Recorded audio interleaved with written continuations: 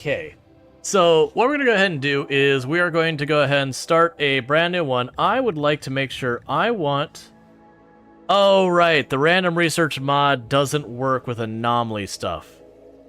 That's right. I really want the We'll do the random research. We'll do it anyways because we can read books for the anomaly stuff. It'll be terrible the first time we... Like, if we don't get flares, it's going to be a really rough ride. This will also make me have to reload the thing.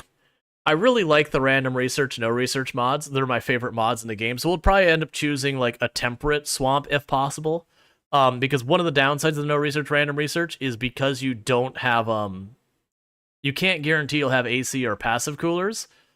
Sometimes you have to do desperate things to survive a heat wave if you get one early, such as leaving your city and or leaving your colony and just waiting for it to pass.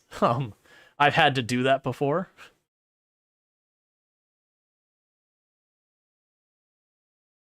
But yeah, so we'll go ahead and we'll try that start. Orlando? Oh, Orlando does not have that kind of pollution problem. No, I'm in Central Florida. Central Florida is actually relatively nice in all that regards. Okay, so we're gonna do a basic lost tribe, and what the basic lost tribe here means is basic lost tribe means we have no research. I can't remember I have to add the scenario thing for random research or not. Let's go ahead and double check. It was not start with research. Random research. Don't let me know till 95%. Cool. Basic lost tribe. Random. I'm hoping that they've had an update to that mod that fixes it with anomaly, because what was happening before is you couldn't do anomaly research at all. It took away your research button, but also random research wouldn't choose anomaly stuff. We're gonna do strive to survive commitment mode. I'm going to leave the anomaly settings just the way they are for right now. I like the anomaly stuff. We'll definitely turn that on. I was just thinking, it's like, do I want them... I think the monolith... I'm pretty sure the monolith will show up either way. Let's see, is random research safe to remove from a save? I believe so. I think so. I was going to say yes, but I'm actually not 100% confident on that. I'll just leave that alone. We're going to set our pollution up to maximum for the pollution challenge side of it. So what we're looking for is we're going to be looking for what's known as a swamp hill map, and that's from the geological landforms mod.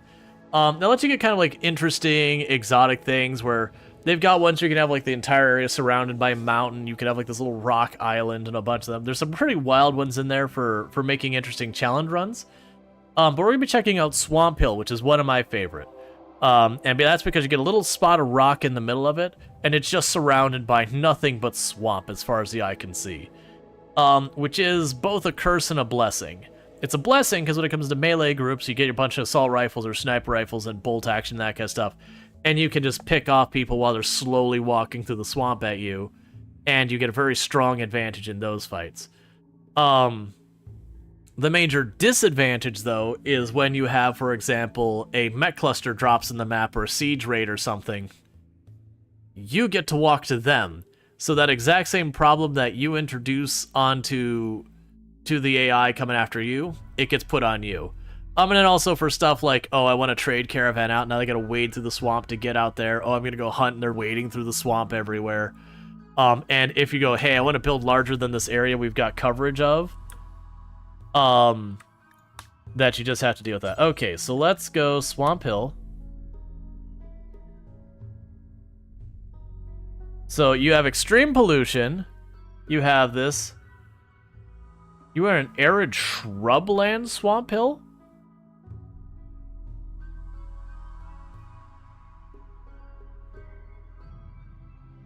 What? I thought that had to be on a swamp tile to even function. Quite literally, an arid shrubland is pretty much the opposite of a swamp. Swamp hill but sand?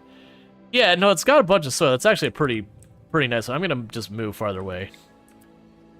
Swamp hill. So that's a tropical swamp. I'm gonna have to be a bit careful on what tiles we accept for our swamp. And the reason why that's going to be a bit of a concern is I am doing random research. There, temperate swamp.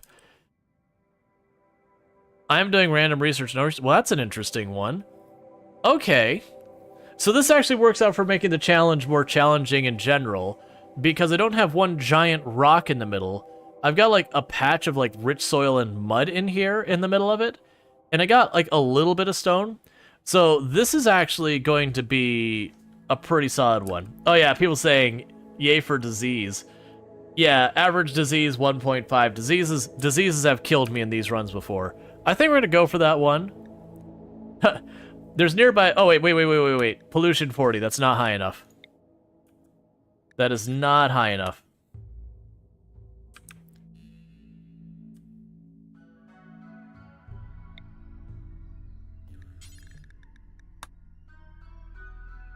Temperate swamp here. Pollution 47%. 62%. 25%. Not getting much luck over here. 25%. Come on. Give me a good one. So we don't have any good hits over there. We gotta find a place with some really rich pollution. That teleported me back up here. So what I might do is I might... Alright, so let's go back to the map generation. Let's go rainfall high. I believe... Yeah, if I take that down to low and that down to low, if we just take that out of here, that's what we're gonna do. I believe that'll force it to have... Looks awful, sounds fun. It is. It is wonderfully terrible. Yeah, that weird one would have been great if it had 100% pollution, but at 40% pollution, it kind of makes the pollution not that big a deal. When you set the pollution to 100%, you get like this little chunk of safe in the middle of it that it carves out for you to start on. It also gives you 3 Pollux trees, which are trees that slowly absorb pollution. And those are kind of key factors for making the run both challenging and to keep it interesting and all that. So I tried turning up the rainfall as much as possible. Imperial City, okay. One moment.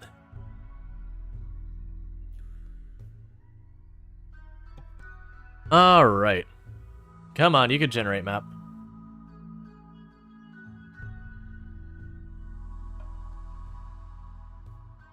Yes, no, maybe RimWorld? You wanna humor us here?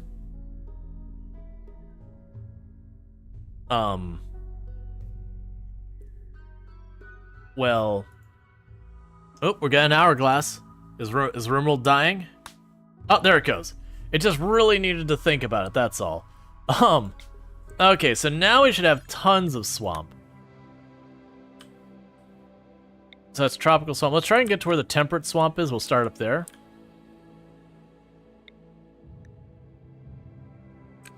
So I got some spots of really high swamp over here. Pollution. What about up here? Still only 25%. So you got some that are getting to extreme. I want it to be at least in like the 80-90%. Higher would be better.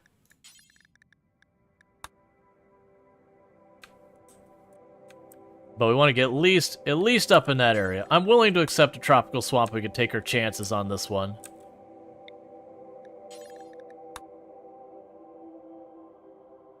Come on, give me a nice high amount of pollution. Trying to remember the world generator mod used that. Yeah. So much of this is light, because this is what we're looking for down here, is spots like that. But I need that but swamp. Is what I'm looking for. Alright, so we got some dense pollution down here. Alright, we got 68%. It's not really high enough though. We need at least in the 80s, preferably 90s or higher. Okay.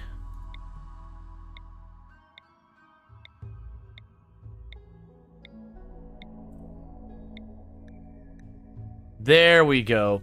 So it is a tropical swamp, which is about as bad as we can get.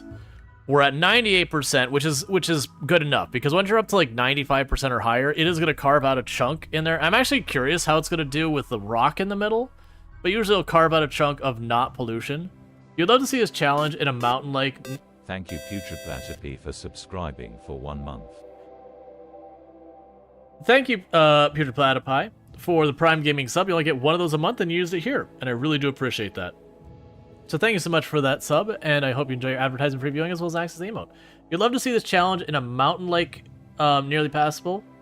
So the problem with mountain lake is mountains don't have pollution in them. The pollution can't exist in the mountain until you start carving it out. So it completely nullifies the pollution as a major problem. Because then you can just go like grow mushrooms inside there. So we'll do a fluid, ideology. Not always? Yes, always. Like rock tiles cannot have pollution. So if you have cave systems, those can have pollution, but the rock tiles that you have to mine out will not have pollution. So you just carve into that. That's literally how we start that.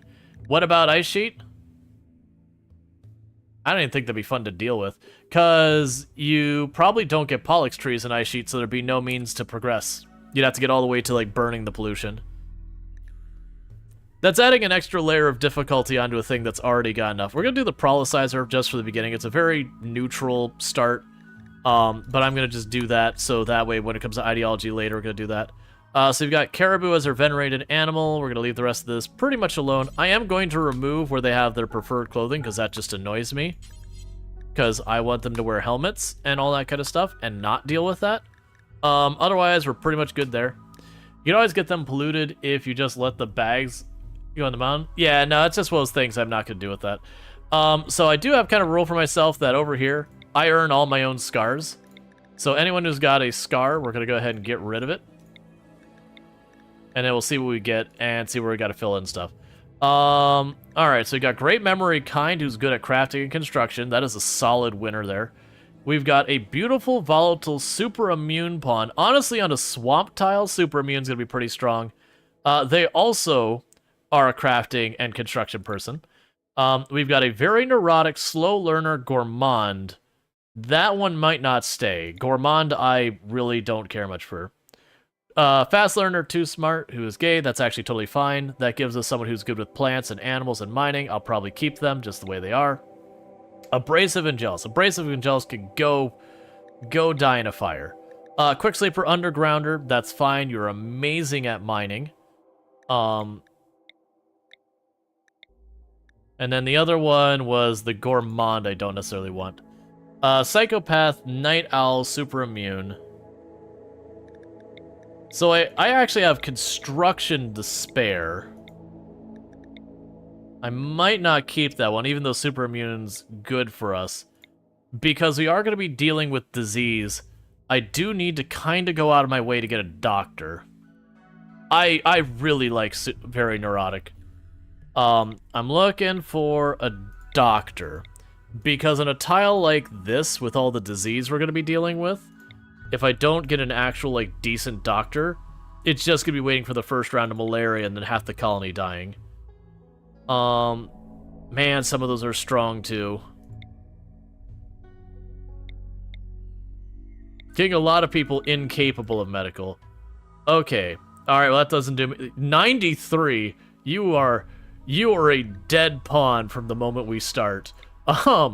93 in RimWorld is already dead for all purposes. Come on. Do I want to do that? That's not a good pawn all around. We'll pass on it. Like, it was fine from the trait side, but had no skills. Come on, give me medical. I'm being a little picky on this one because I've lost too many colonies starting with tropical rainforest and swamp and just a sickly doctor. No, I'm good. I'm good with that one, thank you. The doctor always seems to get targeted with the medical problems. Fast learner, beautiful. You know what? Normally I go by...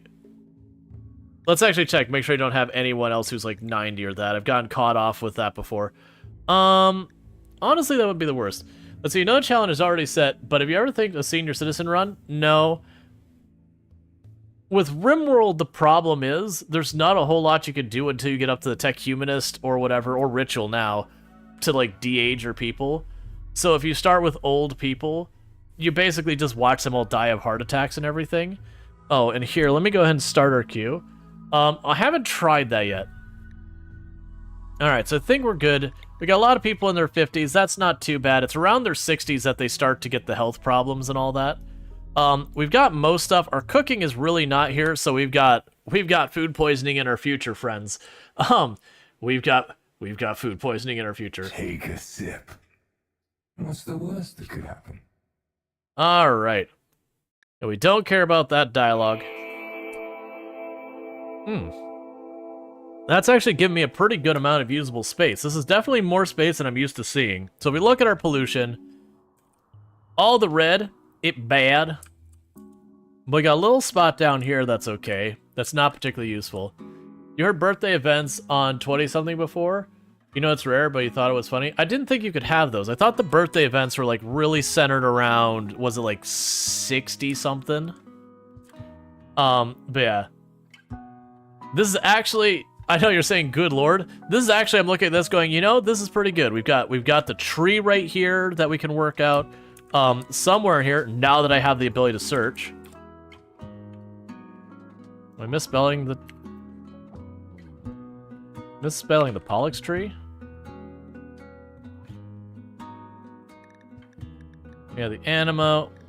How do we spell Pollux? Maple. It'd be between rat and maple. Unless they got rid of that, that would be... Ooh, did they get rid of where you get the guaranteed 3 trees? Well, we'll see what happens. You think 2 O's? Even just PO is enough that it doesn't go. Well, let's see what happens. Let's see if they secretly nerfed this run. I'll still try it without them, but that'll be, does the pollution spread into you? Only if you have things that are creating new sources of pollution. Alright, so before we get too far, let's look at our pawns and see who are going to be our melee people. You're going to definitely be a melee person.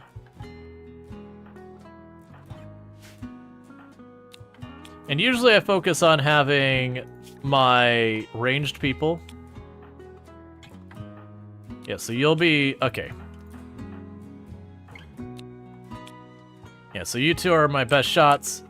And you're my okay, so you go ahead and grab the Pila. You grab one of the bows. Where is our other bow? You grab the other bow. You go ahead and grab the knife. And you go ahead and grab the Equa. Alright. So we need to go ahead, and I'm going to turn off the pollution thing for right now. We're going to go ahead and make some zones here. So we get our first grow zone here, which will be rice. We'll get that started. Let's see, you always put your ideology people in the first ones on the left. So I usually do melee on the left and ranged on the right. And then if I have something like pacifists, they go all the way on the right. Pacifists and children, I should say, go on the way on the right. It's usually the way I split it up. We can also go in here and just say orders.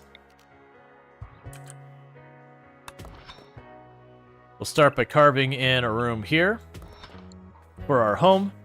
And then meanwhile, I need to start going to our schedule and getting all that sorted out. As a heads up, I'm getting a lot of thunder outside.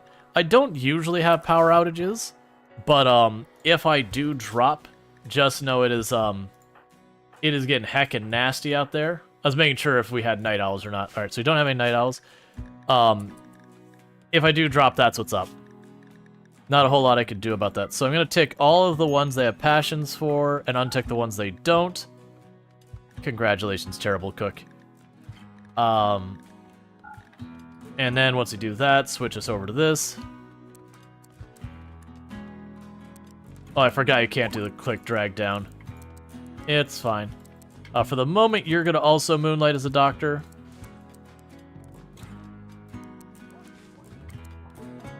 Okay, so let's see here. With all our people what we have, you are going to be our growing and planting person. We'll have you focus on the handling. You can also hunt. You'll be our construction person. You'll be our researcher. You'll be our construction person. Okay. We can clean that up more later. It's going to need a lot of help later. We can worry about that when we get there. In the meantime, let's go ahead and start getting all of this set up.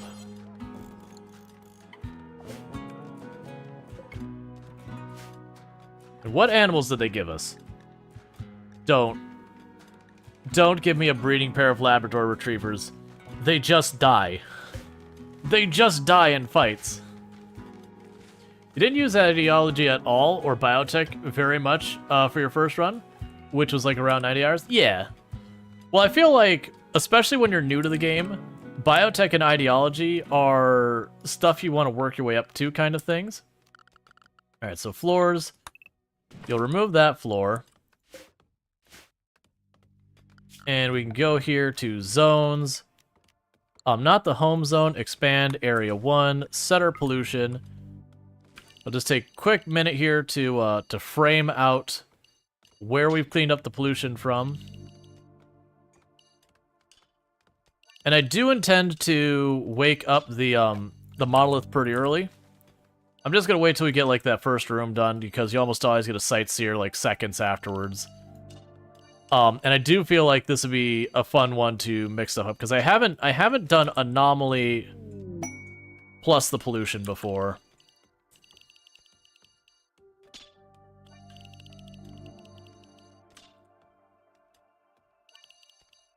Yeah, so what I'm gonna do with this is all of this area, I could say is safe for them to be in.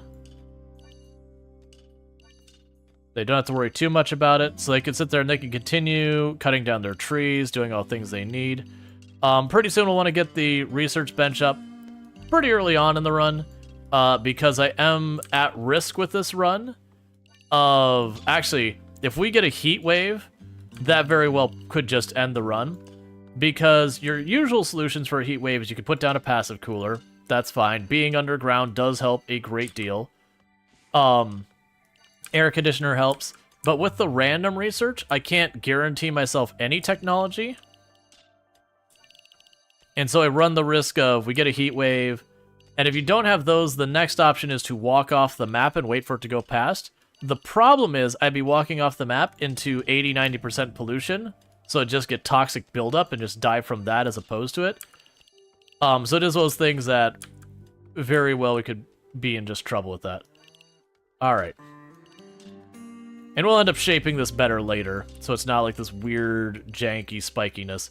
What I'm gonna do here is until we get our Pollux trees found, if they do show up, and I'm really hoping they do, that we keep them in this like little polluted area here, or the safe area here. Alright, so with that, let's go ahead and go into our schedule. And for the moment, everyone's restricted to Area 1, Manage, Clean, okay, and Animals, Clean. That way no one goes and does the thing where they walk out into the pollution and then take a nap and then die. Because they do that kind of crap. And it is frustrating. Why do I have research? Okay, so random research worked, no research did not work. That's actually probably okay in this... Wait, what?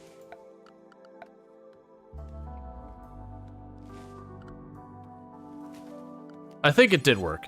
I'm just misremembering what we have here. Alright, so let's start out here by... We've got this room set up here. I'm going to need some recreation stuff in here, so let's go ahead and just chuck a hoop ring out front. Put this in here. Normally I like to make my front room my production room. I'm going to make that room bigger.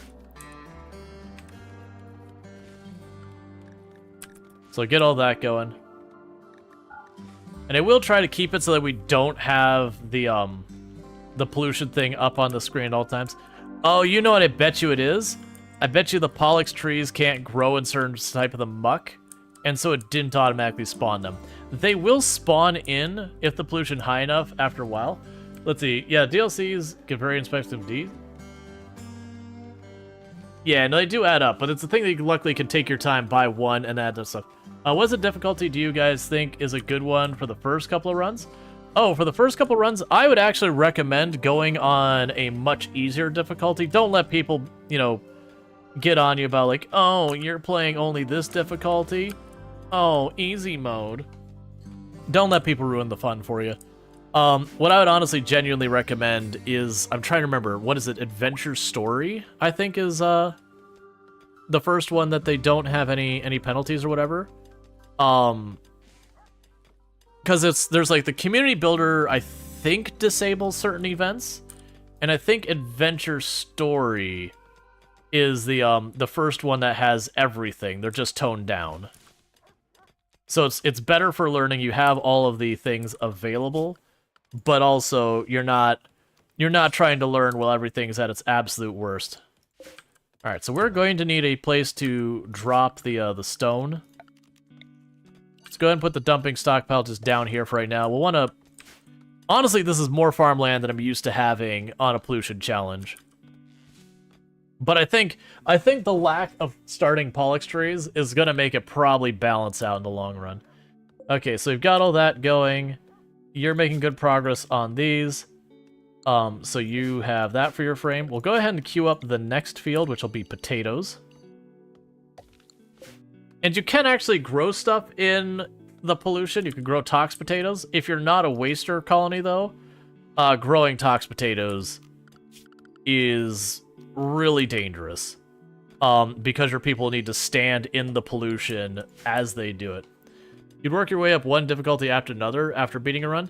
I've found personally, for my own preferences, I've got thousands of hours. I've beaten the game at, you know, like 500%, doing like the naked brutality nonsense. I've done that before, like ice sheet runs before I was streaming and all that.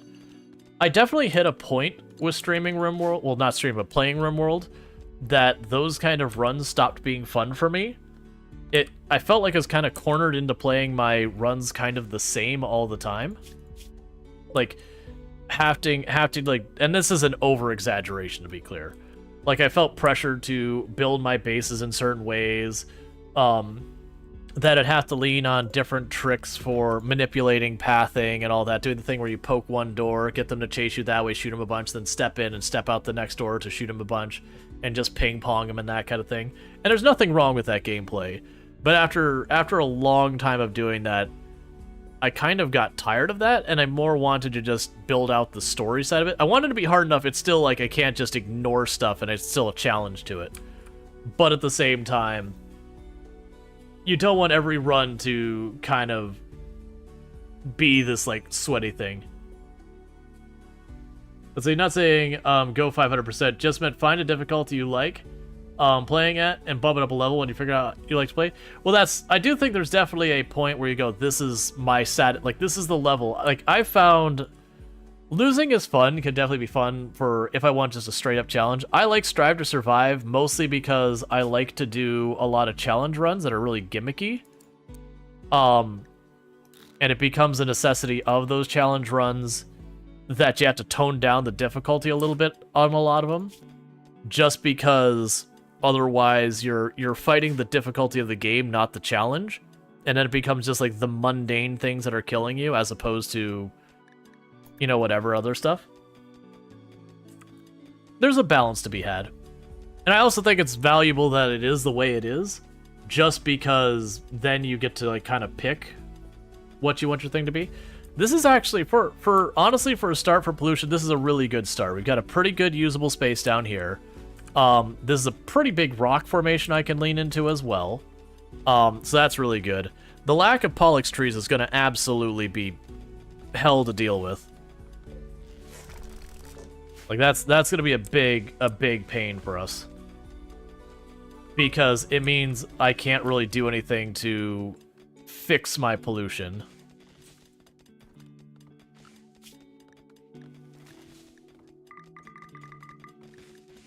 Alright, so if you have the availability, you can start mining that. We could start putting some of these benches down, because I want to put the benches, but they have a whole thing when there's a chunk of stone there, like I can't put a bench here. because weirdly, it'll let you have it where they can move that from under the bench, but if it's at the seat position, it just can't be done. Cannot be done. You just cannot. You just could not possibly move the piece of stone from the sitting position as well.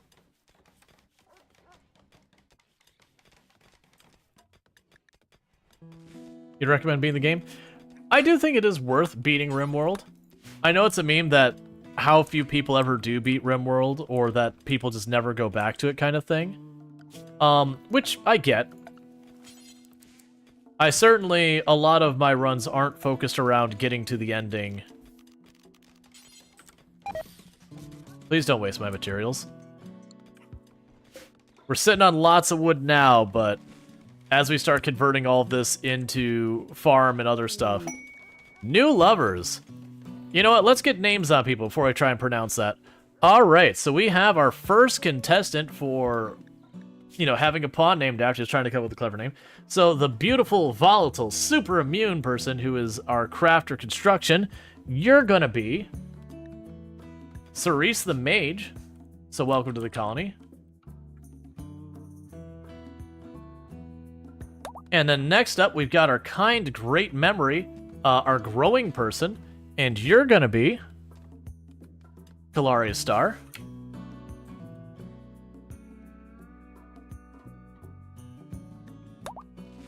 And we've got our quick sleeper, who's an undergrounder. You're gonna be in the mines. If I can push the button right. And that'll be the very last Lardine.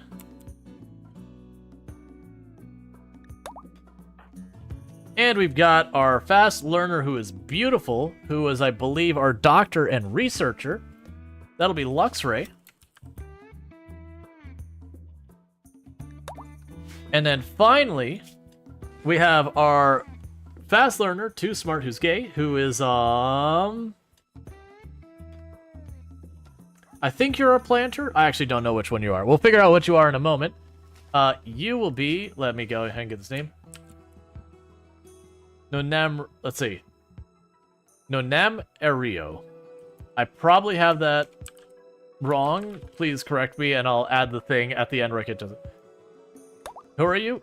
You are a undergrounder, quick sleeper, and your job here is mine. You constructed mine, and our last person is our grower. That's right.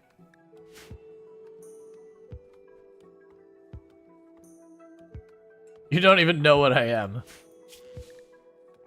No, you're a doctor or researcher.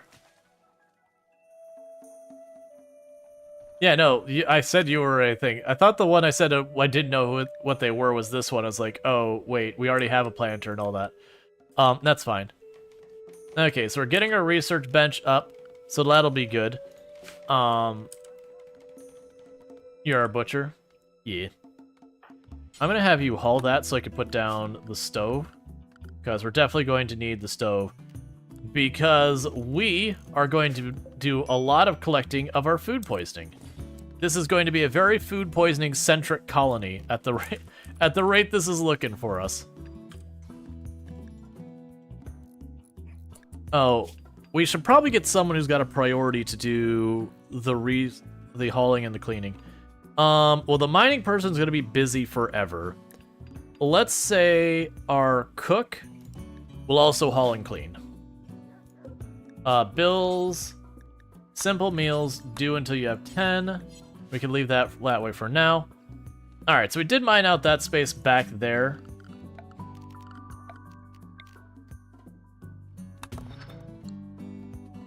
We'll make a hallway. Well, actually, we'll make a hallway back here a little bit. So normally I'm like super duper in this run. Normally I like very, very careful about my space. I don't really make a bunch of hallways or whatever. In this particular run, I actually have so much space to work with. I don't feel that same pressure, which is weird for this run. Like I feel like I've just got an entire base worth of space. Let's actually cancel that. We can start doing this. We'll make some pretty sizable bedrooms over this way. And we'll make a choke point here for if we have infestations, because we're going to have infestations.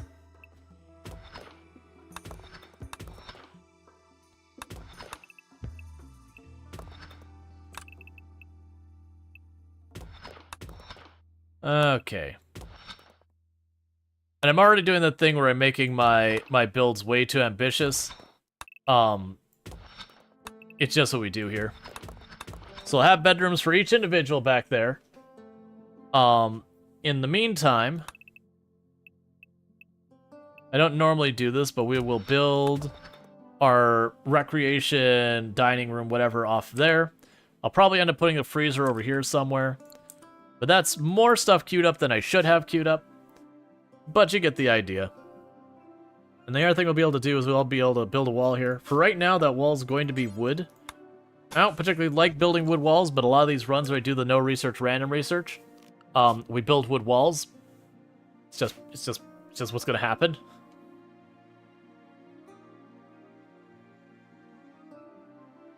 You like to do bedrooms as even odd? Yeah.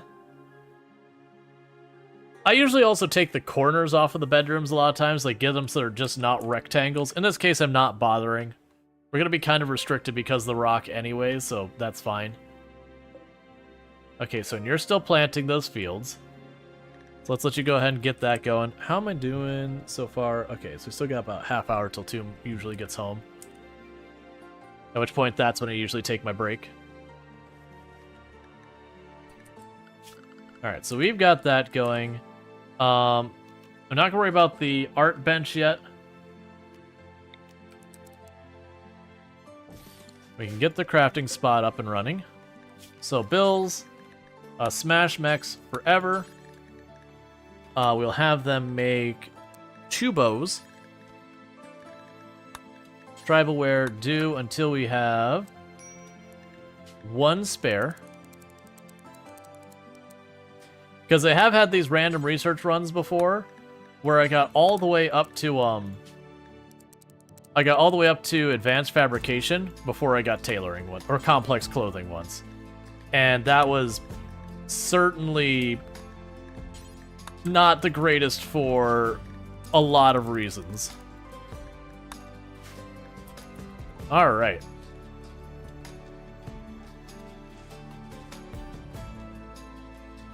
We'll probably make this room down here like a temple or something.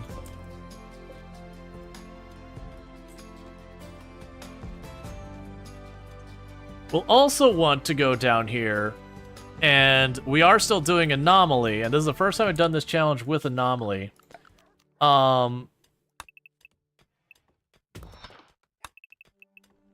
Let's actually not branch it off of the bedrooms. We're going to want to... Actually, you know, here's what we can do. This will be another choke point.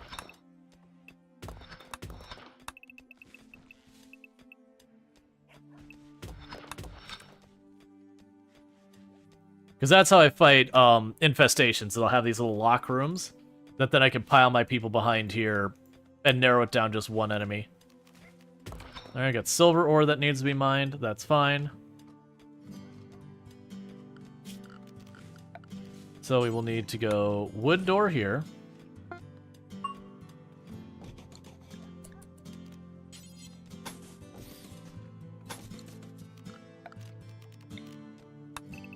Take a sip. What's the worst that could happen? Alright, one moment.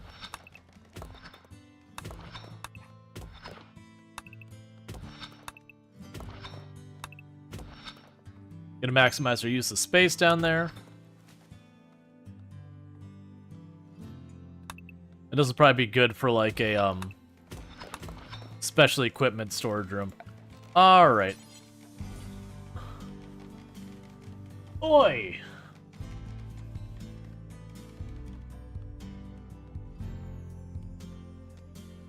Is there a reward for claiming victory? Yeah, you win Twitch. More realistically though, there is a role on the Discord that you get that highlights your name yellow that you've won Twitch. It doesn't do anything like very like particularly special or overwhelming in any way. It's just kind of a fun redeem. Alright. Yeah, so working on all this. We are doing our research. I'm really hoping we get stone cutting early, because this is going to be a run that we have lots of chunks of stone laying around. So that'll be very helpful for us. Okay, I have not been paying attention. Hey animals. Sorry. Because they're going to keep eating our food, and I don't want these animals.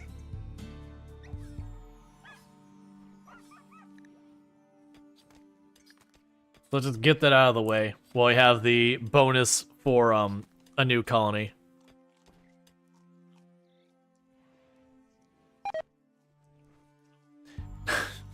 Literally the first food we've eaten, food poisoning. Doing good.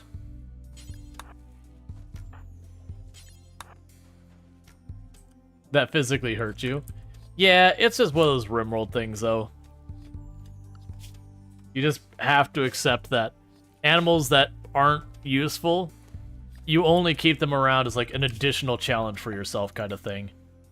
Alright, so we'll get our next field going. I'm gonna make that one strawberries. And honestly, at this phase,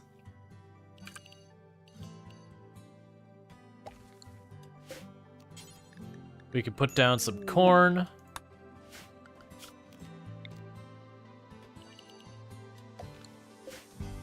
I will need cotton. Actually, make that heel root.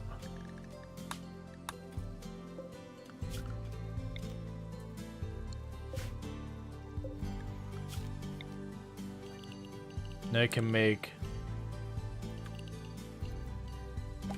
that whole area cotton. Now let them catch up with that for a little bit. Alright, so we got someone. Even Nuzzle boost stop a colony from imploding before? Right, but at this point of the game, we're trying to not starve to death. Nuzzle, getting those nuzzles is a luxury we don't get to have yet.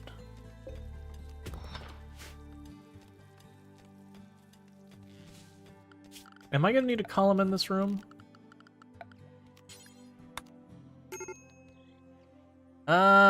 Probably not, but it'll be close. Yeah, no, I think we're fine. Yeah, we should need a column. So minor break risk, and that's because all of them being like, we killed an animal, the environment is horrible.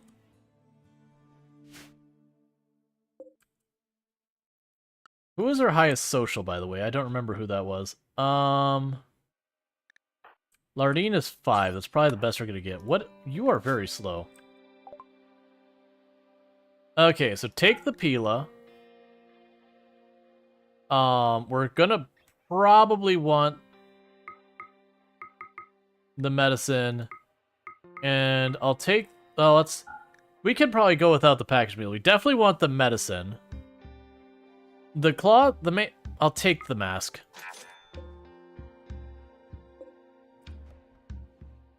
Oh, and hey, stop that. Raw materials. No stone, no uranium, no steel. No stone blocks. Keep that all outside.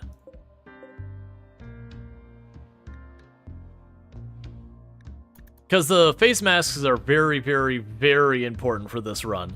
Those face masks give you a 50% reduction to pollution buildup. And that becomes extremely strong when you're trying to not die from toxic buildup constantly.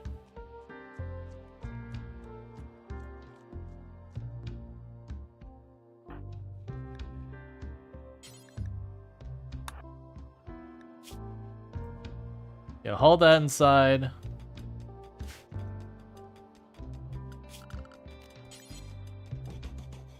Put a door there. Okay, we got a gift of a Visage Max. Cool.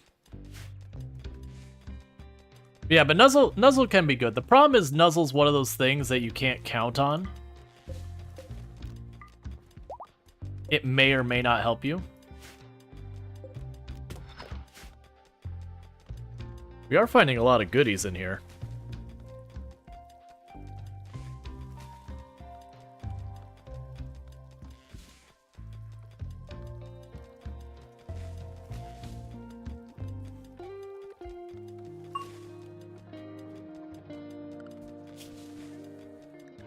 All right.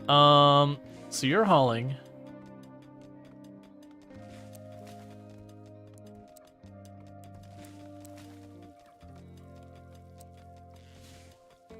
Here, we'll do that. Oh, basic should be also at 1.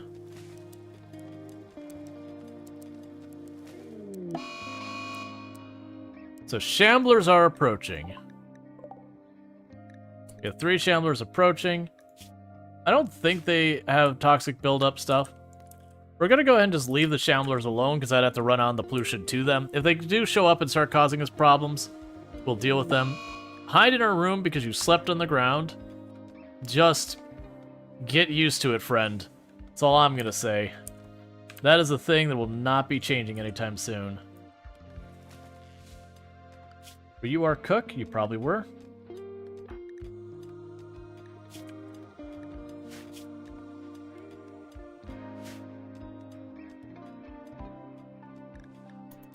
Actually surprised our first encounter without hitting the monolith yet is shamblers.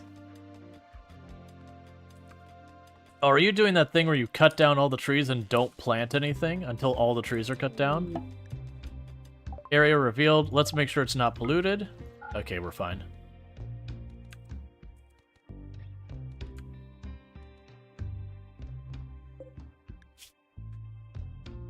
Yeah, I'm pretty sure they're just gonna die out there. I can't really capture them or do anything with them at the moment reasonably, so we're just gonna leave that alone and just let them die in the pollution.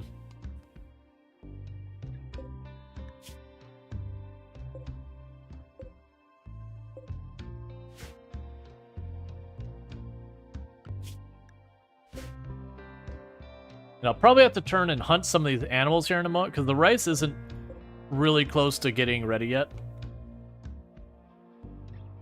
Once we get our food stabilized at the beginning, it becomes not a big issue.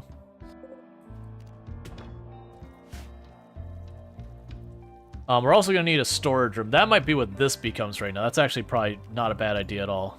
So just snake that this way and then this way. And then shrink it. So I start storing all the stuff in another room.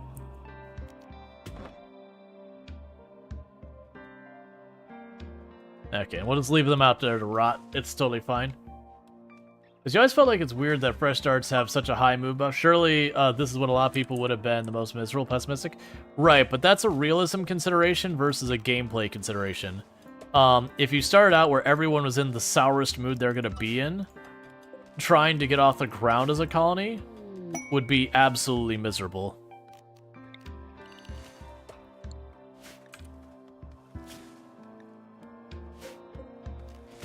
You can mine those couple squares, because they're not going to have anything worthwhile. Okay, so you want some herbal medicine. I am willing to part with that for the time being, because sometimes you'll send me good stuff for helping you. Okay, so we need the name of the faction and the colony.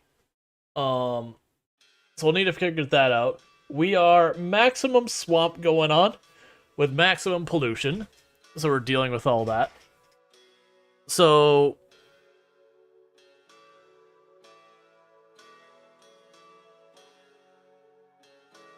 just the colony name.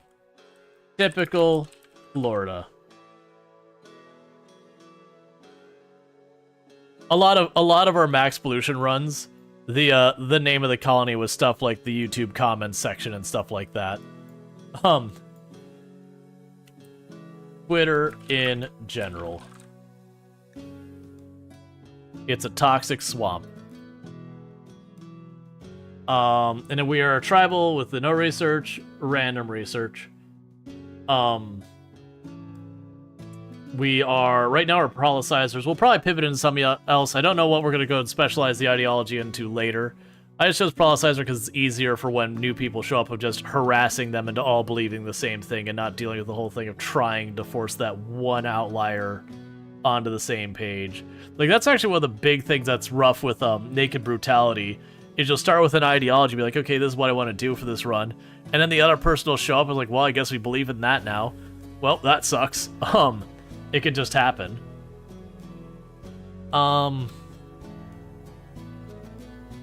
The faction name.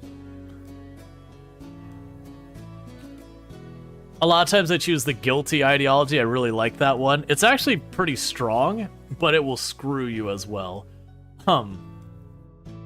Man, why is naming things hard? Naming things is hard. Done. Perfect name. 10 out of 10. Highly recommend.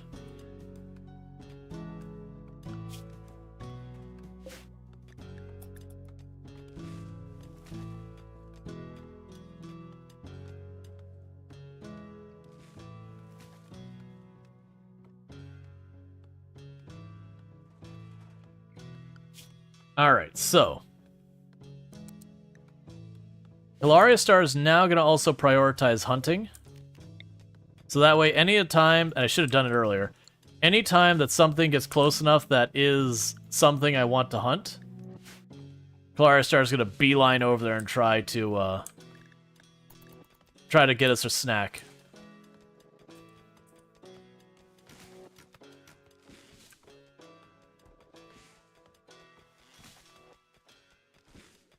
I'm probably just gonna have to let you run out in the pollution, aren't I? Alright, so schedule, Clara Star is no longer restricted. Go get us some food.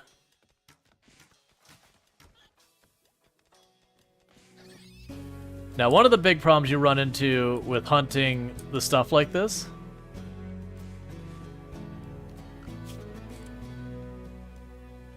I need to make that 2, not 1. One of the things you'll run into with hunting like this is just the fact that those animals are building up toxic buildup, which means a lot of times when we kill them, they'll just instantly become rotten.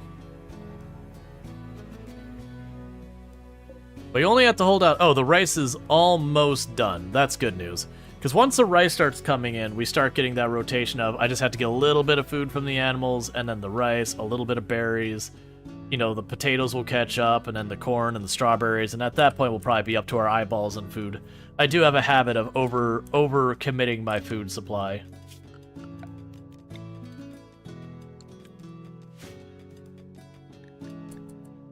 Alright, so where we're at now,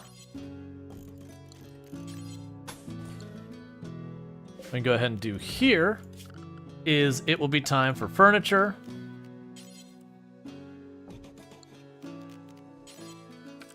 There's going to be no shortage of wood in this colony for the time being. Eventually it'll start to be a problem.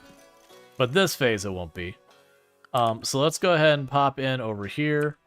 I would like to reinstall you in the corner. And reinstall you. That'll do fine. Over there. One thing I need to be doing that I'm not doing, and I need to not fall out of the habit of, is we do need to make sure we are keeping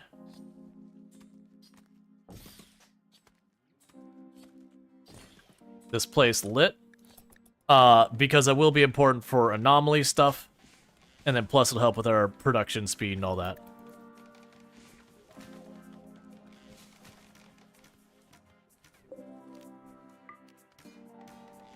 And with that, they can now officially eat with table.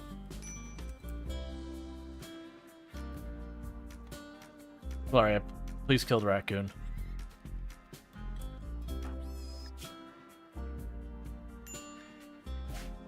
The good news is Clara Star is the one who grabbed the mask.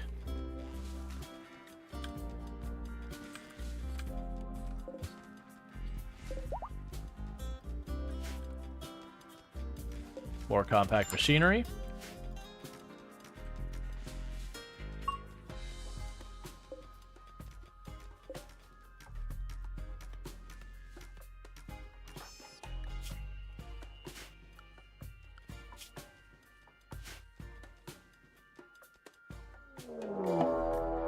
Okay, we've got our first raid of one dude with club. We're gonna try and run up to the edge here real fast to where the pollution goes. And just take advantage of the fact that we have all that. You are... Okay, so one downside is Waster. So they are going to get a movement and, like, they're going to be more capable of fighting in the pollution. So pollution is their friend, not their enemy kind of thing.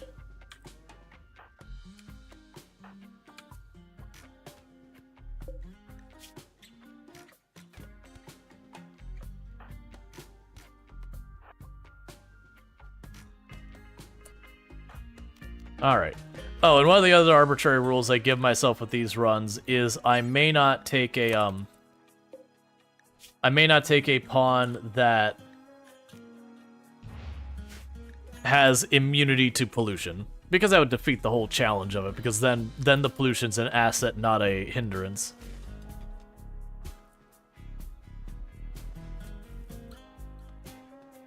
So were there a Waster, I wouldn't be allowed to have them.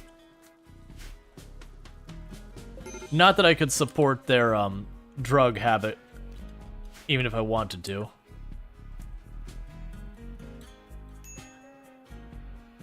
Hey JD, how's it going? Hide in room because you slept in the cold. You slept in the 70-degree cold? You slept in the basically room temperature? Okay.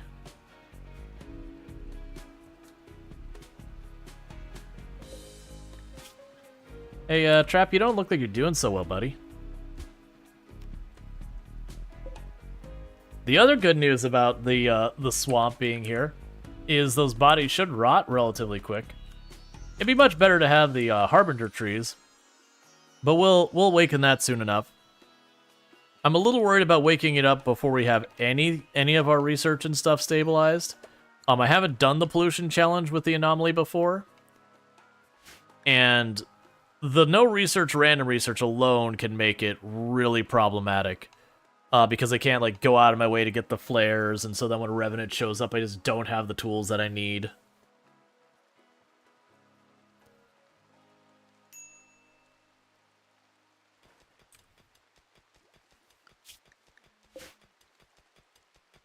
Okay.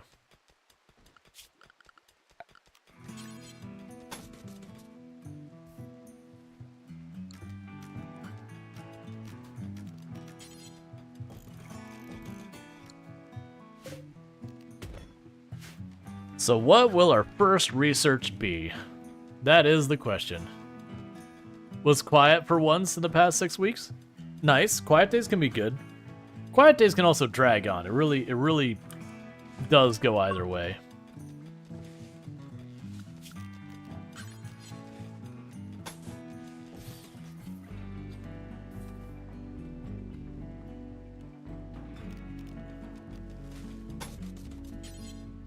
Okay, so we've got what's going to be the beginnings of our bedroom setup. And how are you doing in the toxic buildup? You're still managing to stay under because we got you that mask. That's good. You're really helping just kind of keep a little trickle of food coming in here while we're waiting for stuff to grow. Which is still weirdly not much of it's planted for some reason. Who is our grower and why aren't you getting that done? I think we're running into... There's a weird thing I found in the AI where sometimes it will cut down every single tree in an area, like an entire area, and until there are no more trees to cut in any of your growing space, they won't plant anything. And I always found that weird because that's with growing as the higher priority. I don't really know why it does it, but it is certainly not productive. The marriage is on. Luxray proposed lifelong commitment to Cerise the mage, and they're now engaged. Neat. They just know the hack that, generally speaking, I will usually prioritize getting bedrooms for colonists that are, like, in relationships first, only because that means I get 2 colonists I help get the mood buff instead of 1.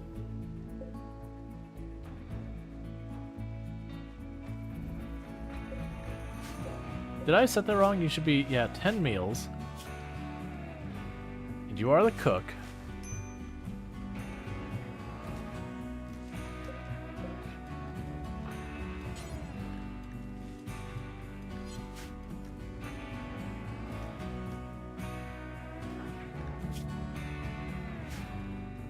Alright.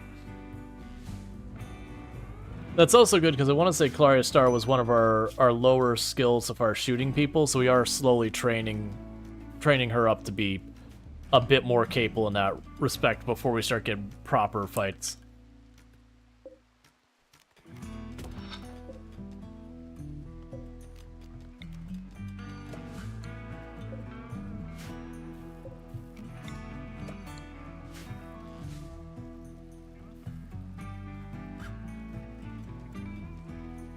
Okay, so we are getting all the rice up. As we can see, like, they haven't planted this field yet. Wanderer joins. They're willing to contribute. A coma child named Basti wants to join the colony. So this is probably a terrible idea. I'm gonna say yes, but we are going to be critical about them. They are delicate, very capable of social, and a cook. I can honestly live with that. I don't like delicate, certainly, but all things considered, I just realized I didn't have my assignments. All things considered, having a dedicated cook is something worth my while.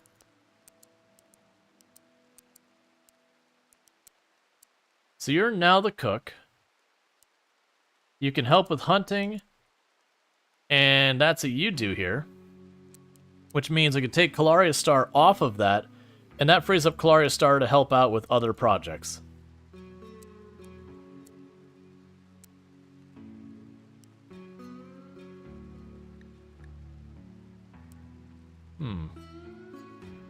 I could have Claria Star do the hauling, dedicated hauling. No, let's leave that alone. We could do that. And it'll give cleaning a slightly higher priority, and I think that'll be good. Yeah, Claria Star is quickly becoming our kind of our jack of all trades. All right, well, welcome to the colony as well, and that is going to be Evie Meister. Evie Meister. All right, so let's get all your stuff figured out. So we need to get you on recreation. Get you into the clean area. Claria Star for right now is working on the hunting.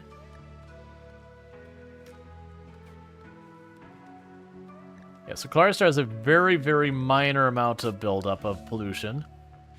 We're also going to go to manage food policy, lavish, do not eat corpses. We can go to our spot here, Bill's Craft. I would like another short bow, please.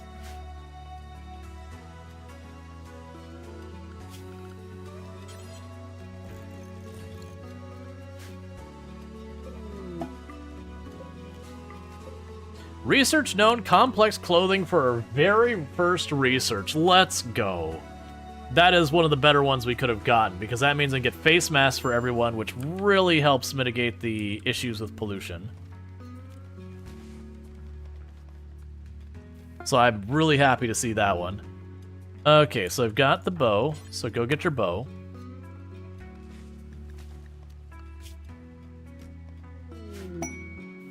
We're having a party. So after our party, we really should go to,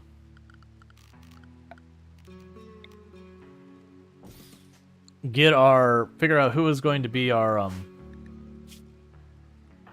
moral guide or whatever.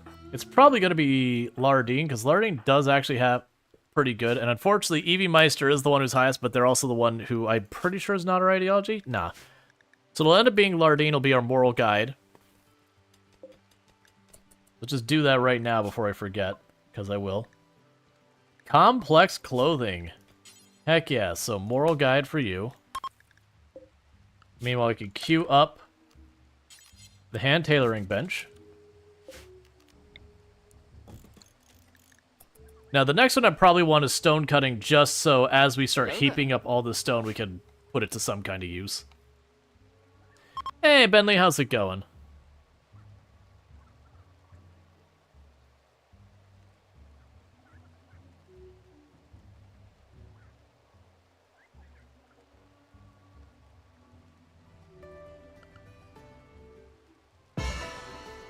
All right.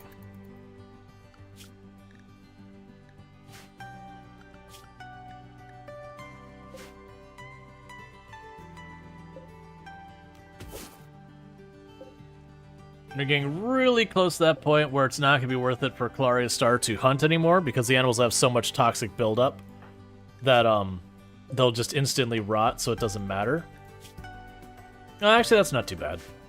I think the running in here and eating our food and all that. Ambush Praetor. I'm going to actually just say no because I don't want to deal with the Empire. Normally when I have like a guilty colony, I'm like forced into it. But I don't really enjoy the Empire stuff. Like I like the weapons and all that stuff. What game is this? This is RimWorld. It is a colony builder game. Pretty solid, pretty fun one. Definitely one I recommend. Can be very, very challenging. But basically, it's not only that you're building a colony, it's that actively the game is throwing things at you to just cause you grief. Did we get those berries? Yeah, we did. Alright.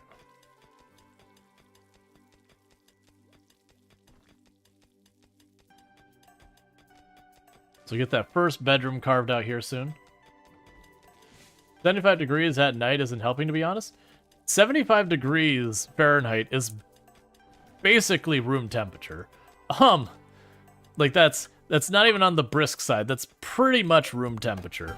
That's what people set their thermostats to, is like 74, you know, between 72 and like 78 is usually what a lot of people set them to. I prefer mine on the colder side. But 90 humidity? Yeah, humidity of all of it, but RimWorld doesn't have the concept of humidity. They have, like, rain itself, and you getting wet in the rain as a mood penalty, but it's just that you're out in the rain. How do you become a software developer with no experience? Genuinely, your best bet is to just, like, kind of go online and look up tutorials, look up different stuff like that kind of thing. You can also go into, they have a bunch of different types of stuff, whether it's like formal education like college, or they call them boot camps or code camps. Those kind of things could also be a way. There's lots and lots and lots of different ways. For some people, it's just they have a project they'd like to work on, and like, or there's something, they have a need that they want to fill, and they just do that.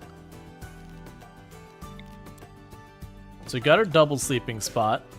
So our couple was who and who again?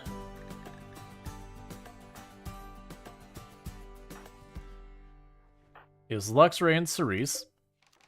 Okay, so set for Luxray. Right, so we don't have the ideology where they could stay there earlier. Okay.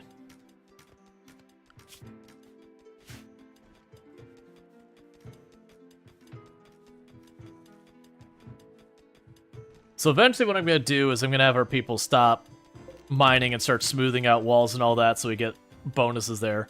Right now we're in the early game where I'm just trying to carve out rooms, clean up the floors, get our food stabilized. Because as you probably noticed, we're struggling a little bit on the food. Not terribly.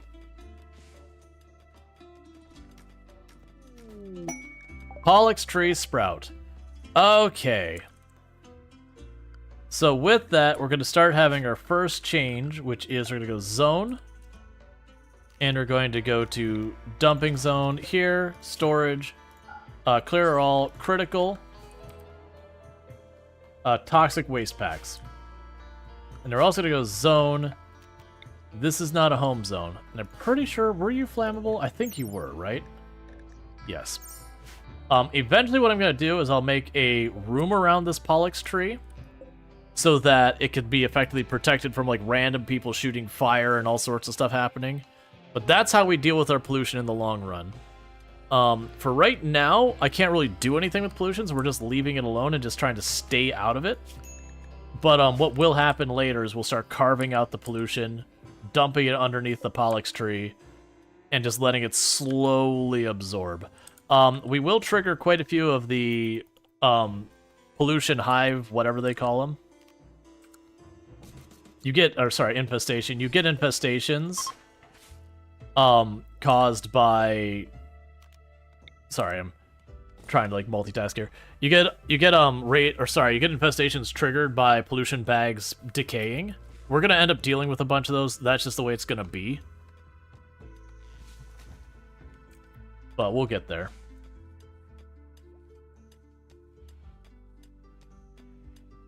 All right, mine all the steel.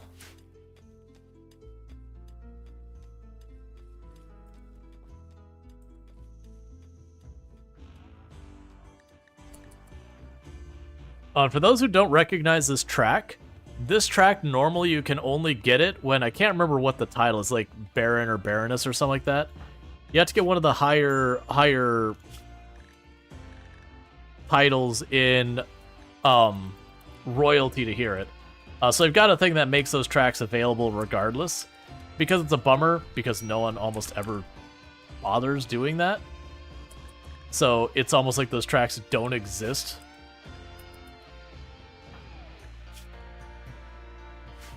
And who is our doctors? Luxray and Lardine. Alright, we'll worry about that till we can use the components.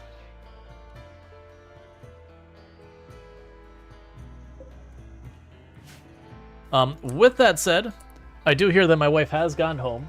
So I usually take about a 5-minute break pretty early on in stream. It is when my wife gets home, I welcome her home. We figure out dinner, which I've already got our We've already got our dinner figured out. It's literally, we've already just got like a salad in a bowl thing. I just gotta divvy it out.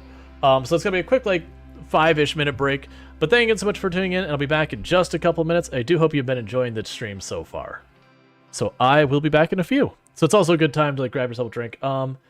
Even though we did just have the ad break, I'll trigger it while I'm away.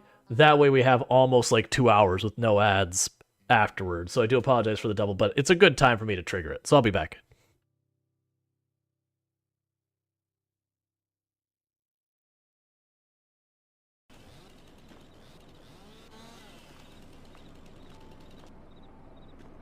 Hey.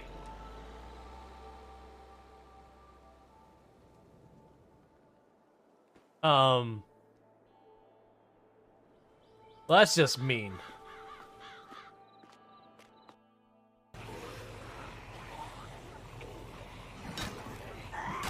Metal pipe is actually a pretty crap weapon.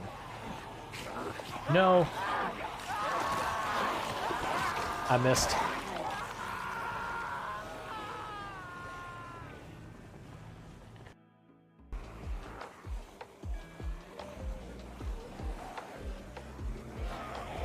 That's bad.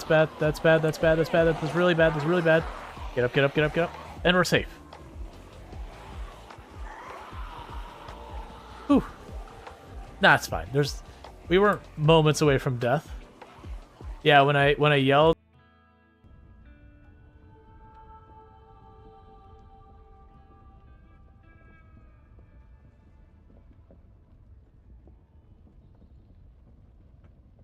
Am I gonna weasel by at the last second? Ah, yes. Just the way it's supposed to be.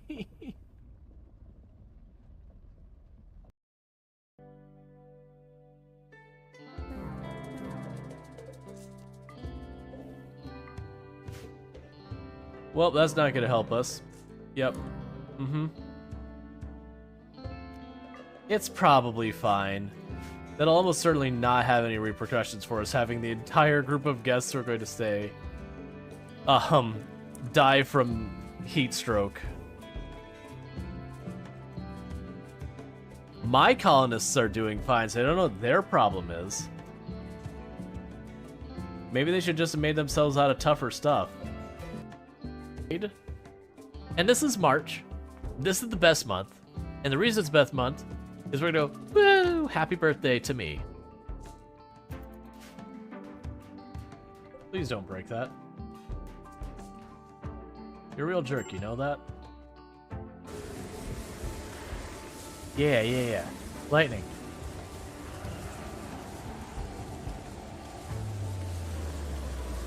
Lightning gives me a momentary window that I'm not dead.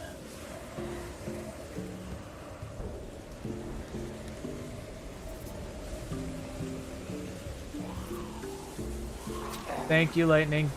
You saved my life.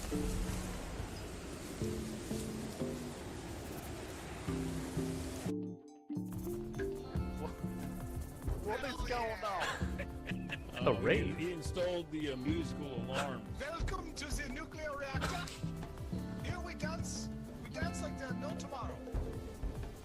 Dance with me. Dance. Who needs sonar when we have beats?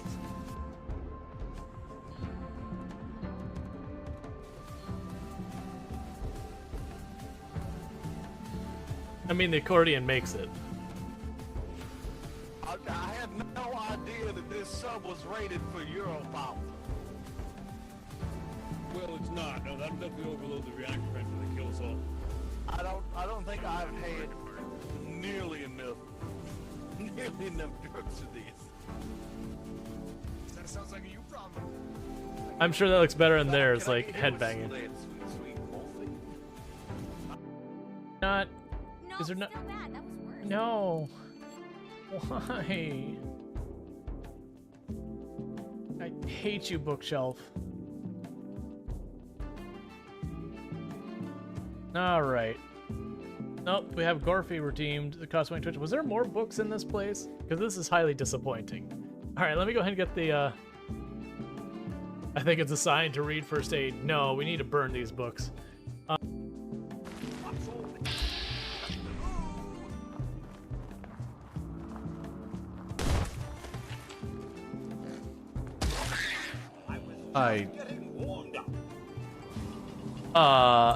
Okay, just clarifying. That mole rat came out of the dirt, shot into orbit, and then fell to its death. Could someone flip that?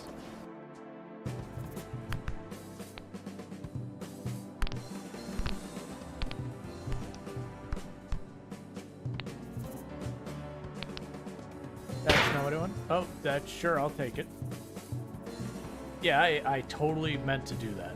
None of that was an absolute accident. 100% calculated.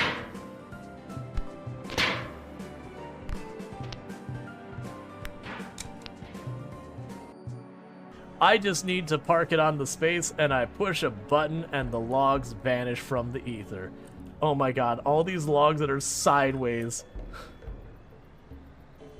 Okay.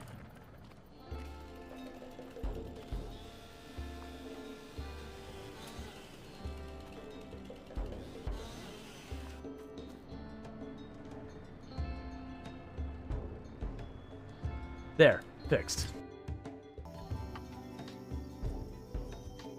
Yeah, that's the thing, it's like I never tried. The way we'd find out is I just back up the van and say, okay, can you hook up? And it either won't give me the option or will. Why? Why? Why? Game. Why? I'm gonna bust up my gas station.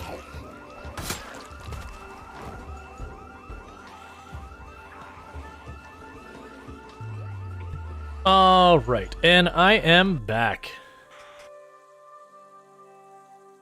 Sorry. So game should come back up here in just a second. Cool, and where we left off, we did just have a social fight, so we got a couple people bruised up. Basic just RimWorld things. You having a walk? Yeah, you're having a walk. We should have everyone restricted to the clean area again. Food is still a little scarce, but we are getting to that point where the potatoes should start being able to come in soon. We're just running out of things to hunt. There's usually like that first initial challenge with like a lot of these ones. A lot of the ones where like food is a big restriction.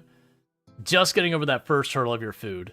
Because normally on a map like this, you'd have tons of animals you can hunt. These ones could turn on you as a group and aren't usually the best for food in the first place. Generally speaking, you won't see me do much in the way of cannibalism into runs. I try to play the game where we behave like fairly reasonable people. Let's see, did you see the Xbox game announcement? Oh yeah. It feels like Xbox's strategy for the game release is, what if we released everything? Just release all of it. And it's like, hang on, wait a second. That said, the only downside is there's only a couple of the games that they're releasing that'd be a good fit for the channel. Like State of Decay 3, we've definitely played State of Decay 2 and 1 before. Makes sense I would do the State of Decay 3. There was another one I remember seeing in the group. But like, a lot of the games just very unfortunately are not games that align with my usual content. Alright, so bills. Alright, so we're gonna need to have pants of at least 80% quality. We'll want to have shirts, 80% quality. Come on. And even though it's not optimal at all, I've been liking the lab coats. They're really not the best for anything, but they do have some bonuses that are worthwhile. We will want the face masks, 80% quality. What are we missing? So I've got the outer layer, the inner layer, the pants, the face, a hat. We'll give them cowboy hats right now. Realistically, what'll probably happen is we'll end up getting helmets and nothing. We could go ahead and we'll worry about kid stuff when there's a kid around. But yeah, I know the Xbox game announcements were absolutely wild.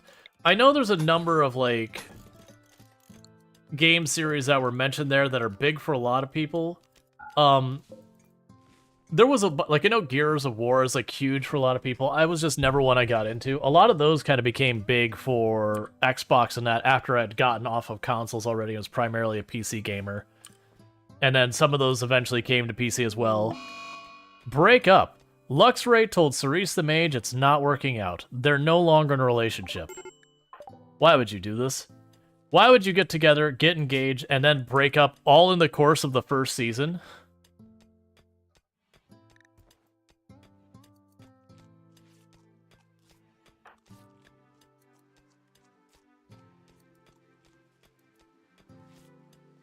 Literally everything was just positive between them, and then they just broke up.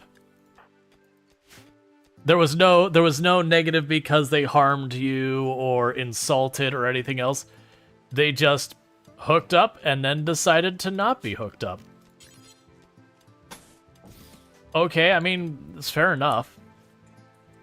Usually you'll go and like one will have insulted the other 3 or 4 times. You're like, oh, I understand. Yeah, that's a good reason. Sure.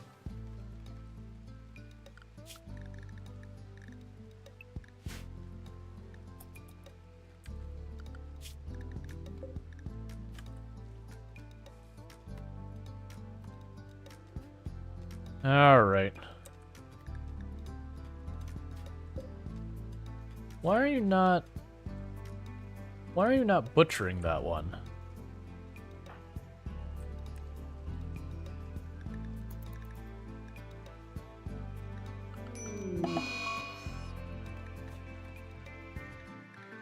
You're gonna destroy my 42 components. Thanks, man.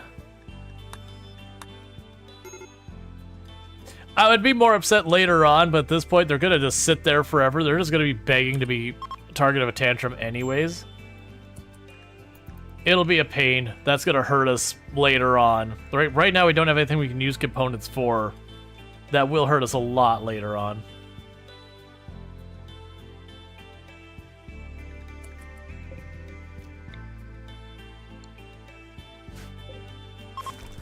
All right. And you can do stuff to like counter it, like arrest them, beat them up, stuff like that. There's different ways you can potentially knock them out, which I don't have many of those available to us really yet right now. It's they're just getting upset from hideous environment, sleeping on the floor. Until we get complex furniture or we start getting this cotton growing in, that's not going to change much. We've been really struggling on the food front this whole time.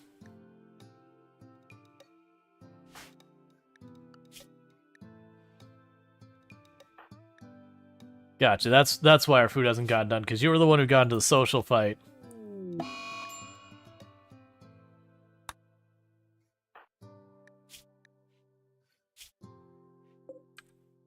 I need you to not be fighting anymore. Or not broken anymore.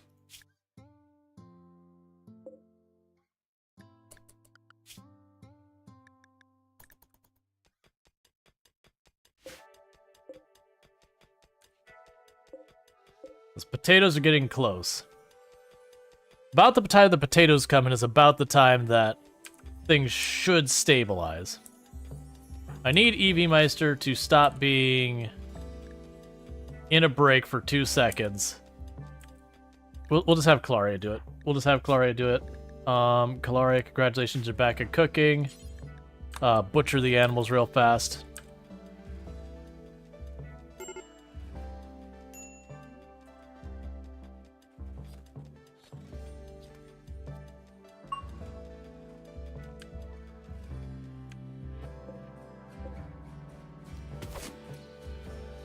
Got more berries to harvest. Except we botched it. Alright, I'm not liking the idea of this. But those Boomalop have to go. Let's see, to you the biggest letdown is the summer shows New World. Or we could have a raid right now before I have a chance to do stuff. Was that? Please be attacks immediately. You're gonna prepare for a while. Well, you may prepare for a while, but I can't wait. We gotta eat. So the hope here is that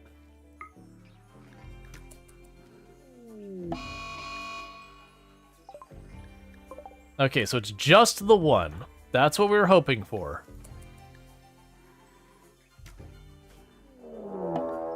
Now it's 2.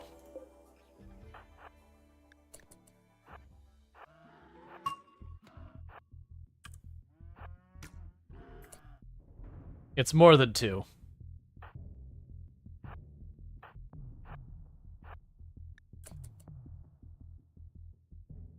Can we get through here before...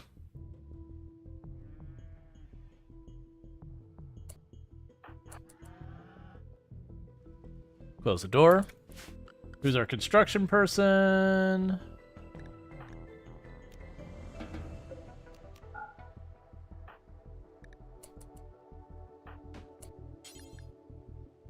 Oh, I see.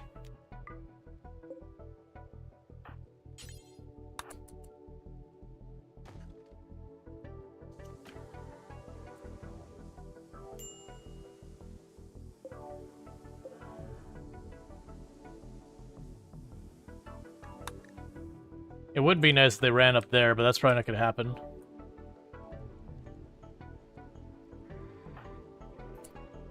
Okay, meanwhile, let's grab our 3 people who can shoot their bows.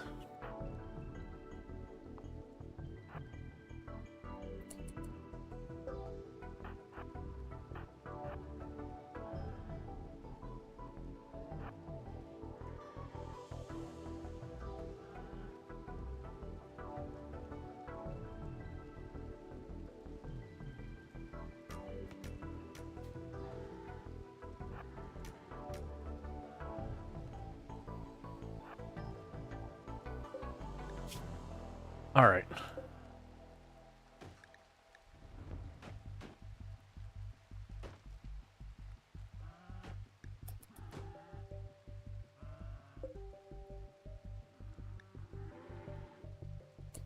I'd wait, but we're actively starving right now. And it's raining, so I'll take advantage of it before the rain goes away.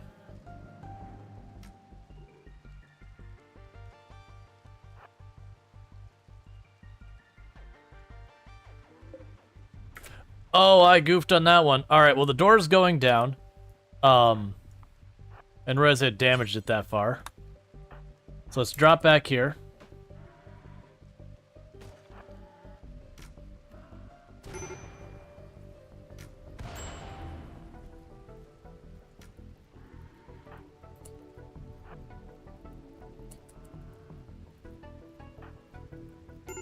So we're gonna try to put those out real fast.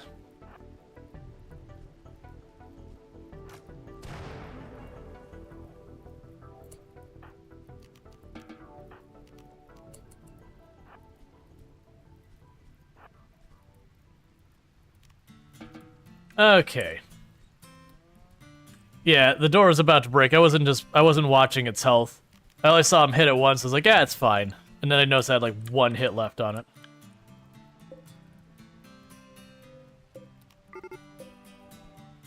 I know, they're beginning our assault. So we're at major break risk on everyone because everyone's starving. But that is a bunch of boomalope. So the hope here being we might be able to harvest some of these and bring food in. I do see that they're attacking. They're going to take a minute to get here, so I'm hoping we can snag some quick food.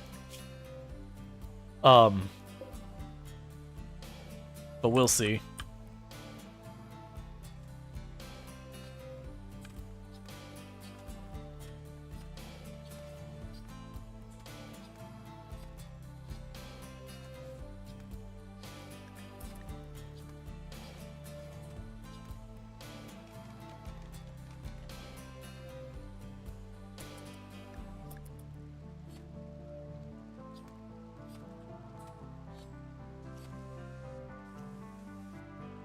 So your name got drawn? Yep.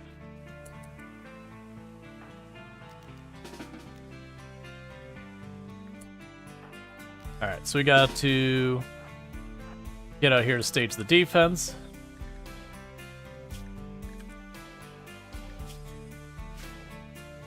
Wait, what are you on? Hi and Yayo. And that's my favorite.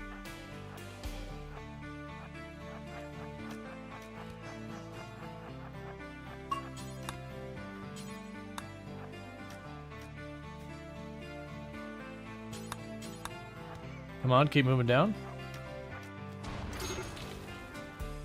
Nicely done.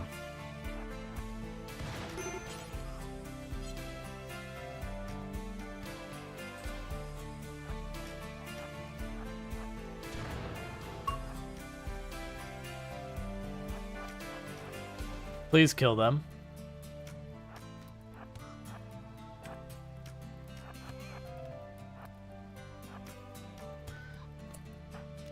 Alright, so there we go. So that's all good news. We can go ahead and unforbid all those. So we do have some meat in there that they can eat. We got a couple starving people. We've got some body, or some of the boomalope that we can eat. So we're really good on that one.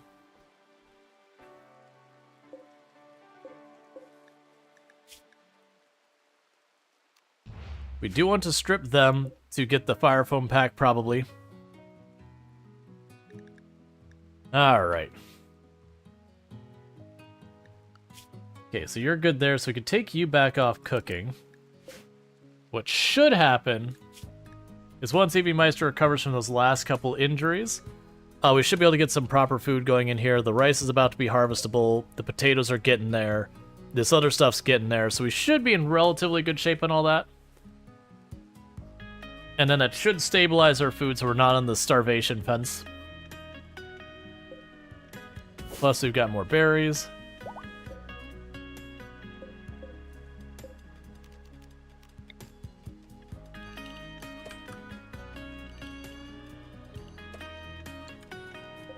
Hey, Mossy, how's it going?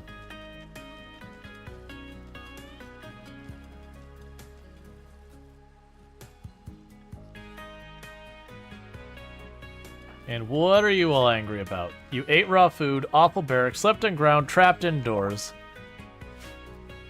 That's fine. We'll get it sorted.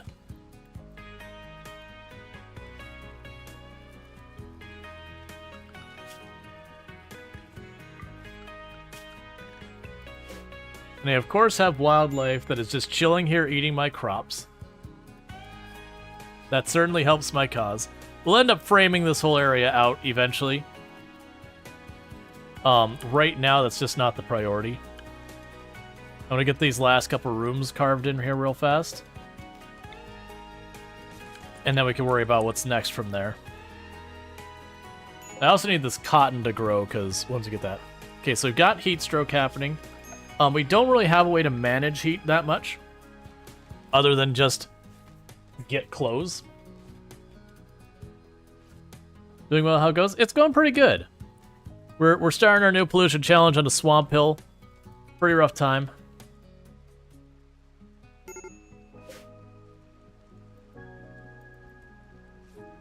But we'll get sorted out. Alright, let's actually plan on starting to get some of this stuff framed in.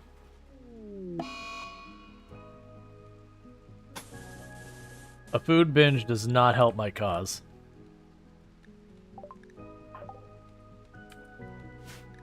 Buddy, we're literally just stabilizing the food. I need you to not binge right now. The only good news is we haven't actually harvested the potatoes or all that yet. So at least they're binging on that little bit of meat we got from the boomalope, which only lasts a couple days anyways. Versus if we had waited till we got all of that harvested and then the food binge, that could be pretty bad.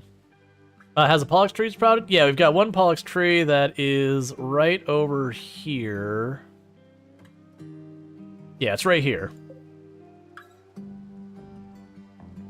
And thank Ben, they're getting that 165 stream streak, 165. It's a heckin' long time to catch every single stream without missing a single one. So thank you so much for that, getting your extra 450 points. So congratulations on those points.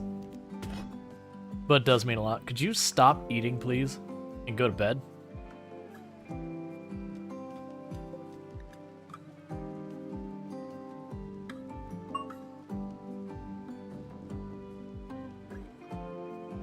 You realize watching on mobile doesn't count for a streak? At least that you can cast. So it does, but I have found there's lots of things that are unreliable. It is as well as things. It's tricky. Like when you join a stream, if you just join and leave real fast, it often won't count it, and stuff like that for the stream streak. So there is a little bit of a nuance, and sometimes it just bugs. It's still beta. So it is one of those things, probably don't get too attached to your stream streaks, because stuff can just happen. And then plus, like, you know, the content creator has, like, an off their normal schedule stream, and then suddenly you're not, you know, whatever, like, you, like, miss out kind of thing. Alright, Night Dweller, you take it easy. Thank you for the lurk, and you sleep well.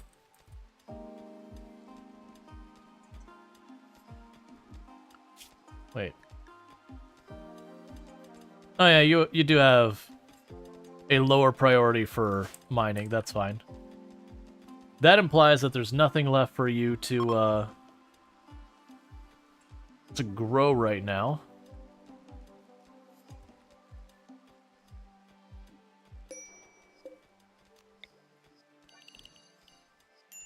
We'll expand the corn just a little bit. All right. So finally our food is stabilizing. We also want to go in here.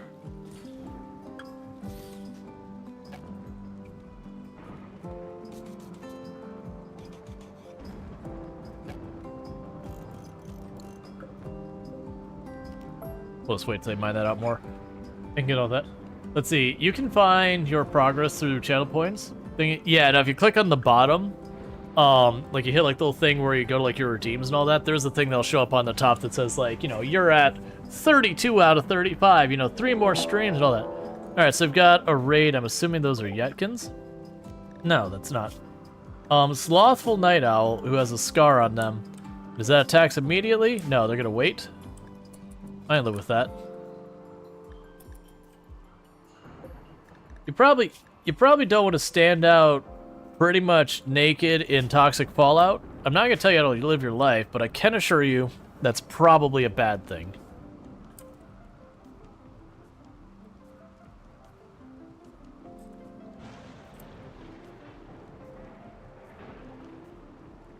Hey, Siren Simulated. And by all means, I really appreciate the lurks, but it's good to hear from you. I appreciate the saying hi and all that.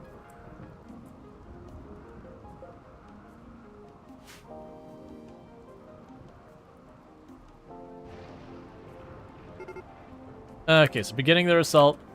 We're not gonna do much fancy, we're just gonna run down to the edge. and just kind of hold the line, as it were.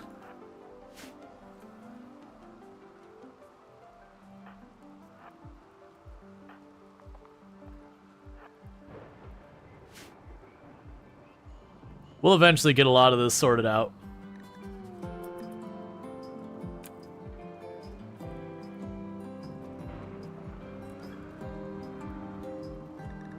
One thing that's also happening is our rain is like extremely frequent. You're making good progress on advancing. Oh, you actually are pretty high in melee. I should not have just stood there. It's fine. Yeah, it's like, I didn't notice that your melee was really high. Oh, you're a Neanderthal. That explains why you took so many hits and why your melee was absurdly high. That's fine.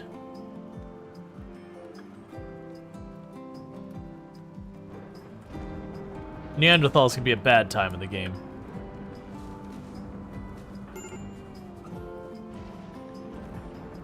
Major break risk on you. Alright, so get one more bedroom done. Neanderthal vampires are a good combo, I would imagine. Just burn up all our messing. At least the Raider didn't cut his head off. Oh yeah, that was the times I've done the vampire runs. The number of times I've had, like, the vampire will just not even have a big thing. They'll be, like, in a positive mood, but, you know, there's certain breaks that could just happen because you have any type of negative. And the number of times I've had just randomly the person runs up and the vampire just goes up.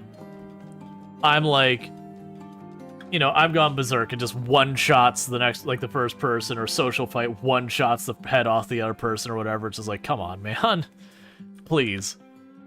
I need you to stop. Like, you're killing more of my colonists than they are. I need you to tone it down. Alright, so we officially have the bedrooms made. They're terrible bedrooms, but they do exist. So now what we're going to start doing is have our construction person start going into the common rooms, smoothing the floor and walls. It'll be slow, it'll be painful, but that will get positive. Let's see, you have a Neanderthal 7-year-old vampire melee blocker, then up dying to devour her stomach, just entered death rest after they were partially digested. Yeah. Disturbing vision, and that's just the thing that's saying, hey, use this. So for the actual text, Lardine has a strange dream. In it, he saw a black shape unfurling in space and time, growing and consuming the shape that originated from the nearby crumbling monolith. Upon waking up from the vision, Lardine feels strangely drawn to the monolith. It calls to him. I absolutely will do stuff with the monolith in the long run. We'll get that sorted. How are you doing over here with that pollution? Yeah, so as you can see, the Pollux tree is slowly absorbing that pollution. Kind of the first thing I'll end up doing is... We're first of all going to take all of our existing living space. Oh, here. Not that one. We're going to take all of our existing living space and say make it pollution-free. As well as I am, you know, kind of letting it bleed over a little bit into areas that aren't actually clear yet. And that's the idea, is this is the area that I want to be like, alright, this place here, don't let the pollution be here. Because sometimes those pollution bags will decay and will accidentally spread back into areas I don't want it. So yeah, so we'll have them working on that. So they'll dig up some of the pollution, they'll drop it out under there. Is that all pollution? All the red is pollution. That's part of the challenge, is all of this pollution. If we stand on it, we get toxic buildup. So we can run out into it doing a couple things and run back with no big deal. But if we go back out there and like start farming in it and all that, we'll get toxic buildup, which will cause stuff like cancers and dementia and all sorts of awful stuff. So we just do not want to spend more time out there than we really need to.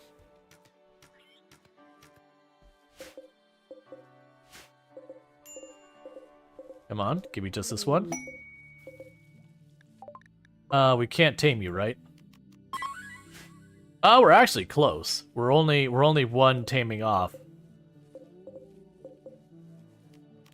It'd be tough to keep any meaningful number of thrombos. but I'd be down to try. Alright, so we're going to also expand the heal route because we are in a swamp tile, so I'm expecting to get a lot of disease happening. Alright, so we're going to start unrestricting our people.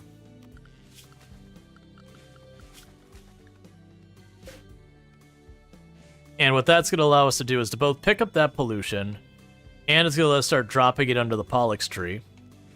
I will want to wall off the Pollux tree. It's not worth doing until I have stone. Because the idea is I don't want to let fire spread. Yeah, that's the reason I didn't do it earlier, as you notice that Luxury was just off running in the pollution for recreation. And especially the worst was when you're short on bed, someone running in there and then going to sleep in the pollution is a fast way to lose colonists, or to, if not lose them, have them have serious health problems.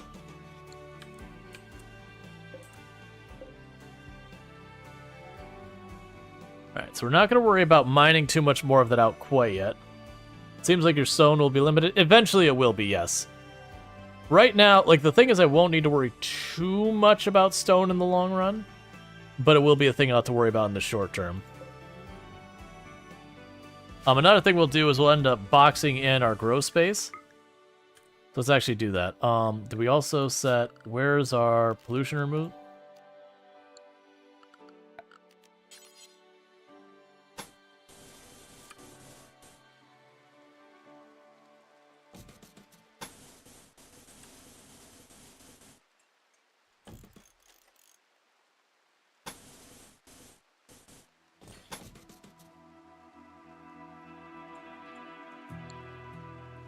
Okay, so start by framing that out.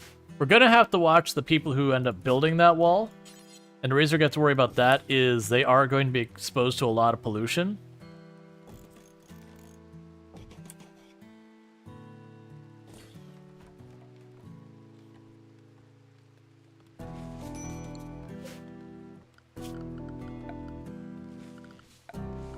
Alright, so we also need to go to structure. We'll need to build bridges across the gaps here.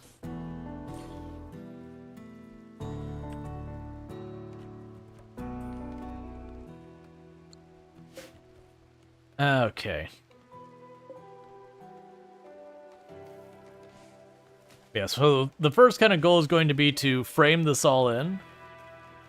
Just so I don't have random animals eating my limited food supply. I'll need to actually have something break that.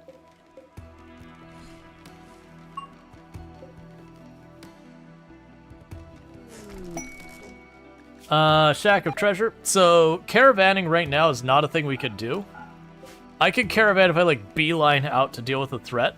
But until I get, like, gas masks and all that, if we go caravanning, we're just gonna die of pollution. Is the most likely outcome. The toxic buildup will be rough. There'll definitely be times I just have to accept it, and someone will go back, and they'll come back with really high pollution buildup, and we just hope they make it. Which is definitely not the ideal. But it is what it is.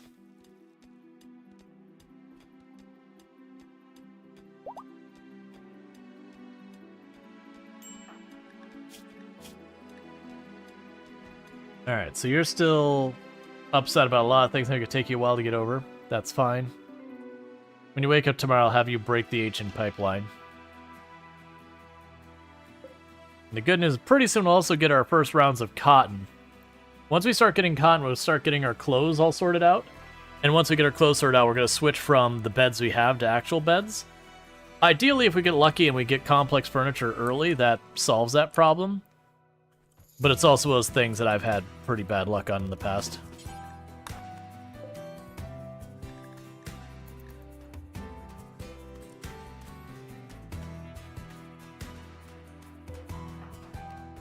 Okay.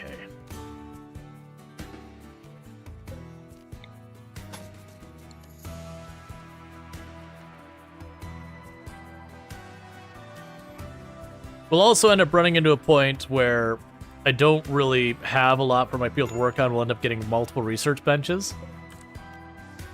I'm actually a plan for that now. Yeah, we'll wait. They'll eventually get a point we'll end up having idle people and all that.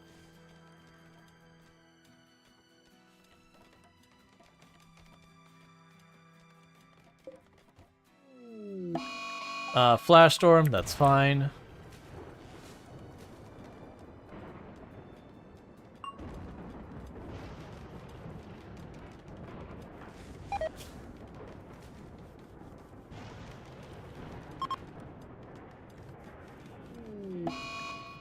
Days because you got broken up with. I can live with the days, that's fine.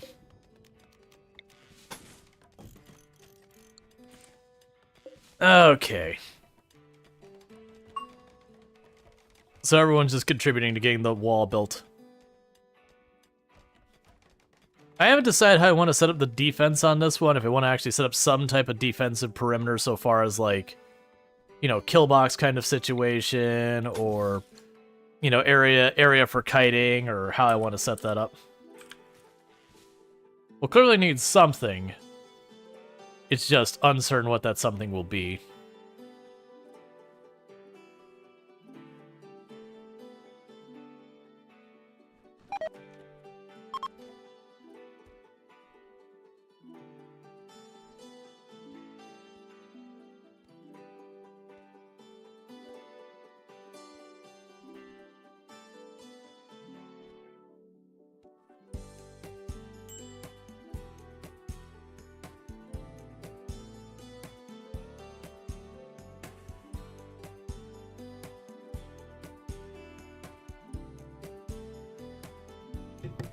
Sorry, just trying to eat a little bit of the lunch I failed to eat earlier. It's really easy to get distracted and just fall behind on things. Yeah, so we're gonna put a bunch of time into flattening out floors and all that. That'll take a while. The big thing's just gonna be opening up, putting all those at 4.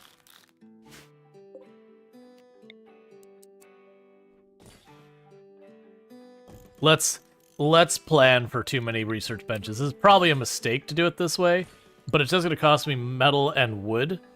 And while the metal is going to be a little bit of a limited supply, wood will not be. You can see being a problem if someone goes days and just wanders the pollution for a while. Yes. That's the reasons why when we got the complex clothing early, I was like, that was a big win. Because it is just one of those things that you can't always keep your people out of the pollution, and that 50% resistance goes a really long ways. So it's really, really helpful to get that early on. Major break risk on you, because you observed a corpse. You have some toxic buildup, which is making you sick. You're sweaty. That raccoon just prevented him from finishing it. All right.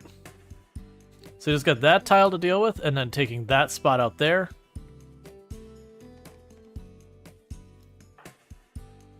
And you're pretty much done.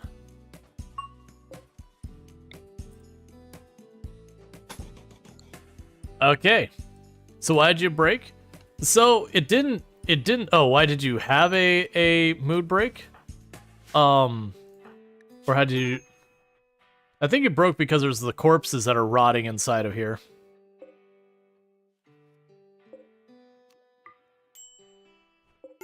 Because sadly we don't have harbinger trees or anything like that right now. Oh, and you got broken up with Luxray. Yeah.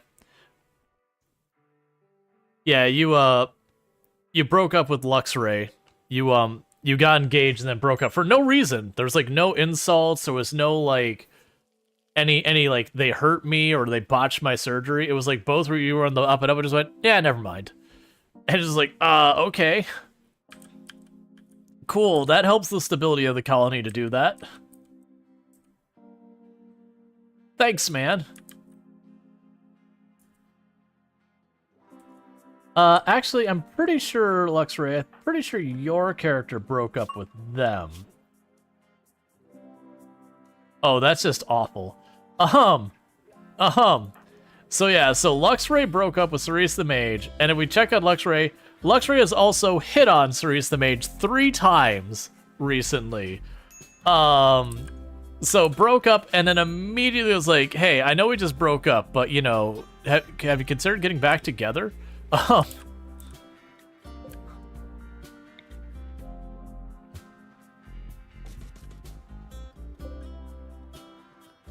Oh, RimWorld. You are so cursed sometimes.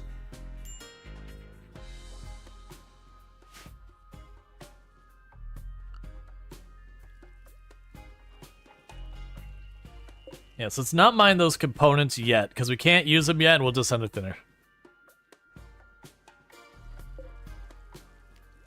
Oh, we want to go in here, say storage. Do not allow rotten. And then for apparel, do not allow tainted. And then for weapons, do not allow biocoded.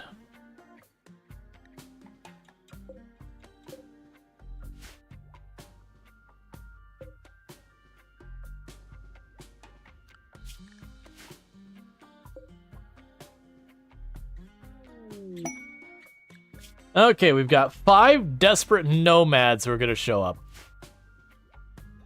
5 is a lot of people to just randomly add to the colony. Okay, I am going to take it. I'm going to try and delay it, though.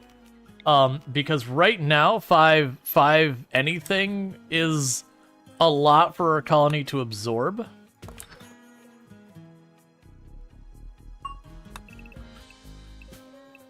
So we're going to have them get a barracks. Add our choke point.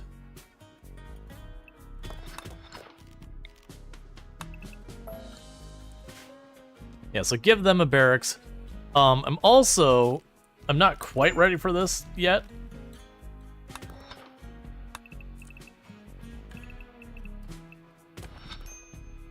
Okay, so let's try and remember.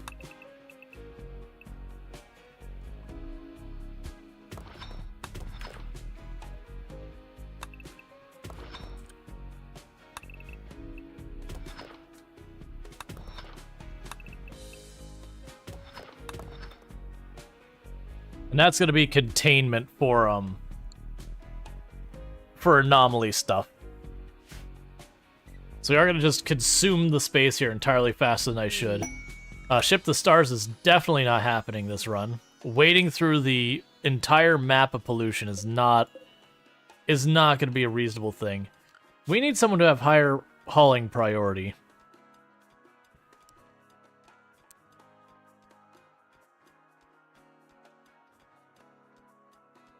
Yeah, you can warden as well.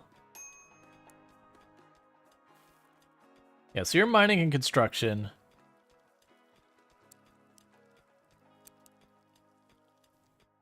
Yeah, we lowered the priority on those. We can lower the priority on those as well. Okay. Yeah, that'll work. That way they'll haul and clean before they fall onto other people's kind of responsibilities.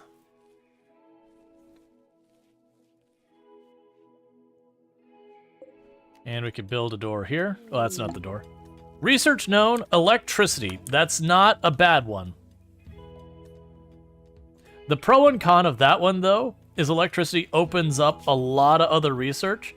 So where right now, I have a pretty good odds of getting stuff like the complex furniture and stone cutting with just those. Now all of these blue lines will also be opened up. So the odds of getting that specific research go down by a lot. Which is not the best, but for the moment, I'm not going to worry too much. Okay, so we are starting to get the pollution packs underneath the tree. I'm probably pulling up entirely too many of them as well.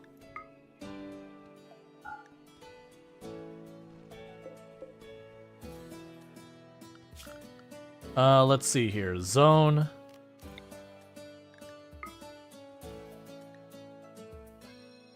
Right now, don't worry about that area.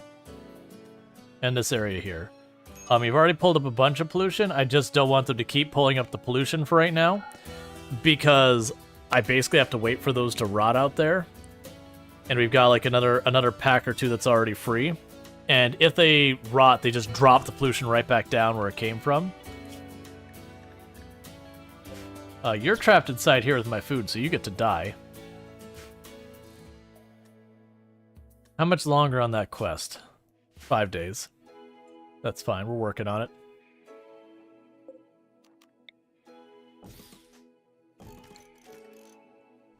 Okay, and we've almost got the dining room smoothed out. Okay, so we did get electricity. So the pro and con of the electricity, though, for right now, is while I can put down stuff for power, I don't have the ability to use batteries, and the only thing worthwhile I can make is a heater, which I really am not gonna need. Chefing it up for the tribe? Absolutely. Keeping everyone fed. It's an important job. Okay, don't worry about the ones out here. Alright.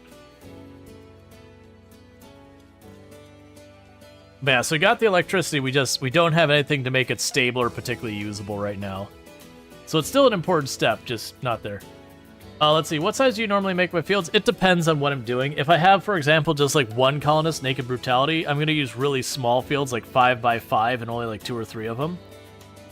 Whereas if I have like a colony of 20 people that I get up to, my fields are going to be more than likely like 10x10 or so. Right now I've got them at 7x7. Somewhere in the area of like 6x6 to 8x8 is usually what I do for a tribal start. But it is one of those things that you kind of have to tweak and adjust based on what you have at your... like what you have. Alright, so you're still pretty upset. Because you've observed a lot of rotting corpses. So one of the things we're going to need to do is, first of all, storage. Do not allow rotten in here. In corpses, do not allow human-like in there. And what we could do is there's water over here. That's mud, marsh, polluted marsh, marshy soil.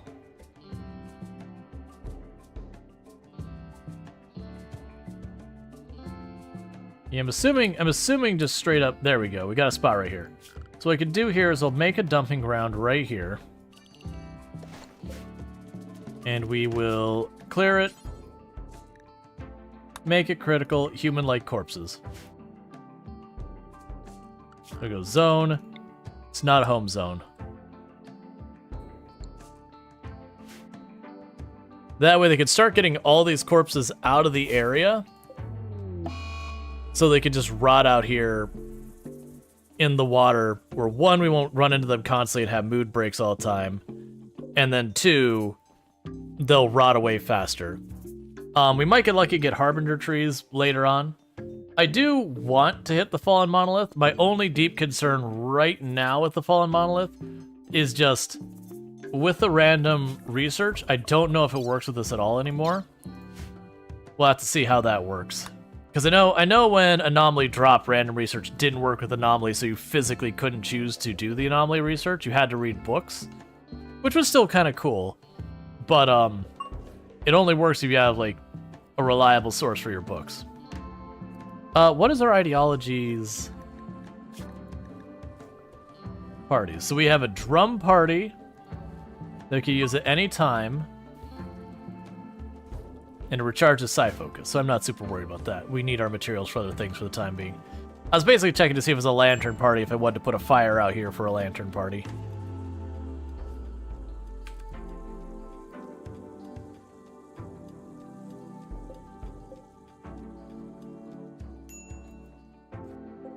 Yeah, so I got 2 waste packs down here. Despite my better judgment, I'm going to go ahead and do that.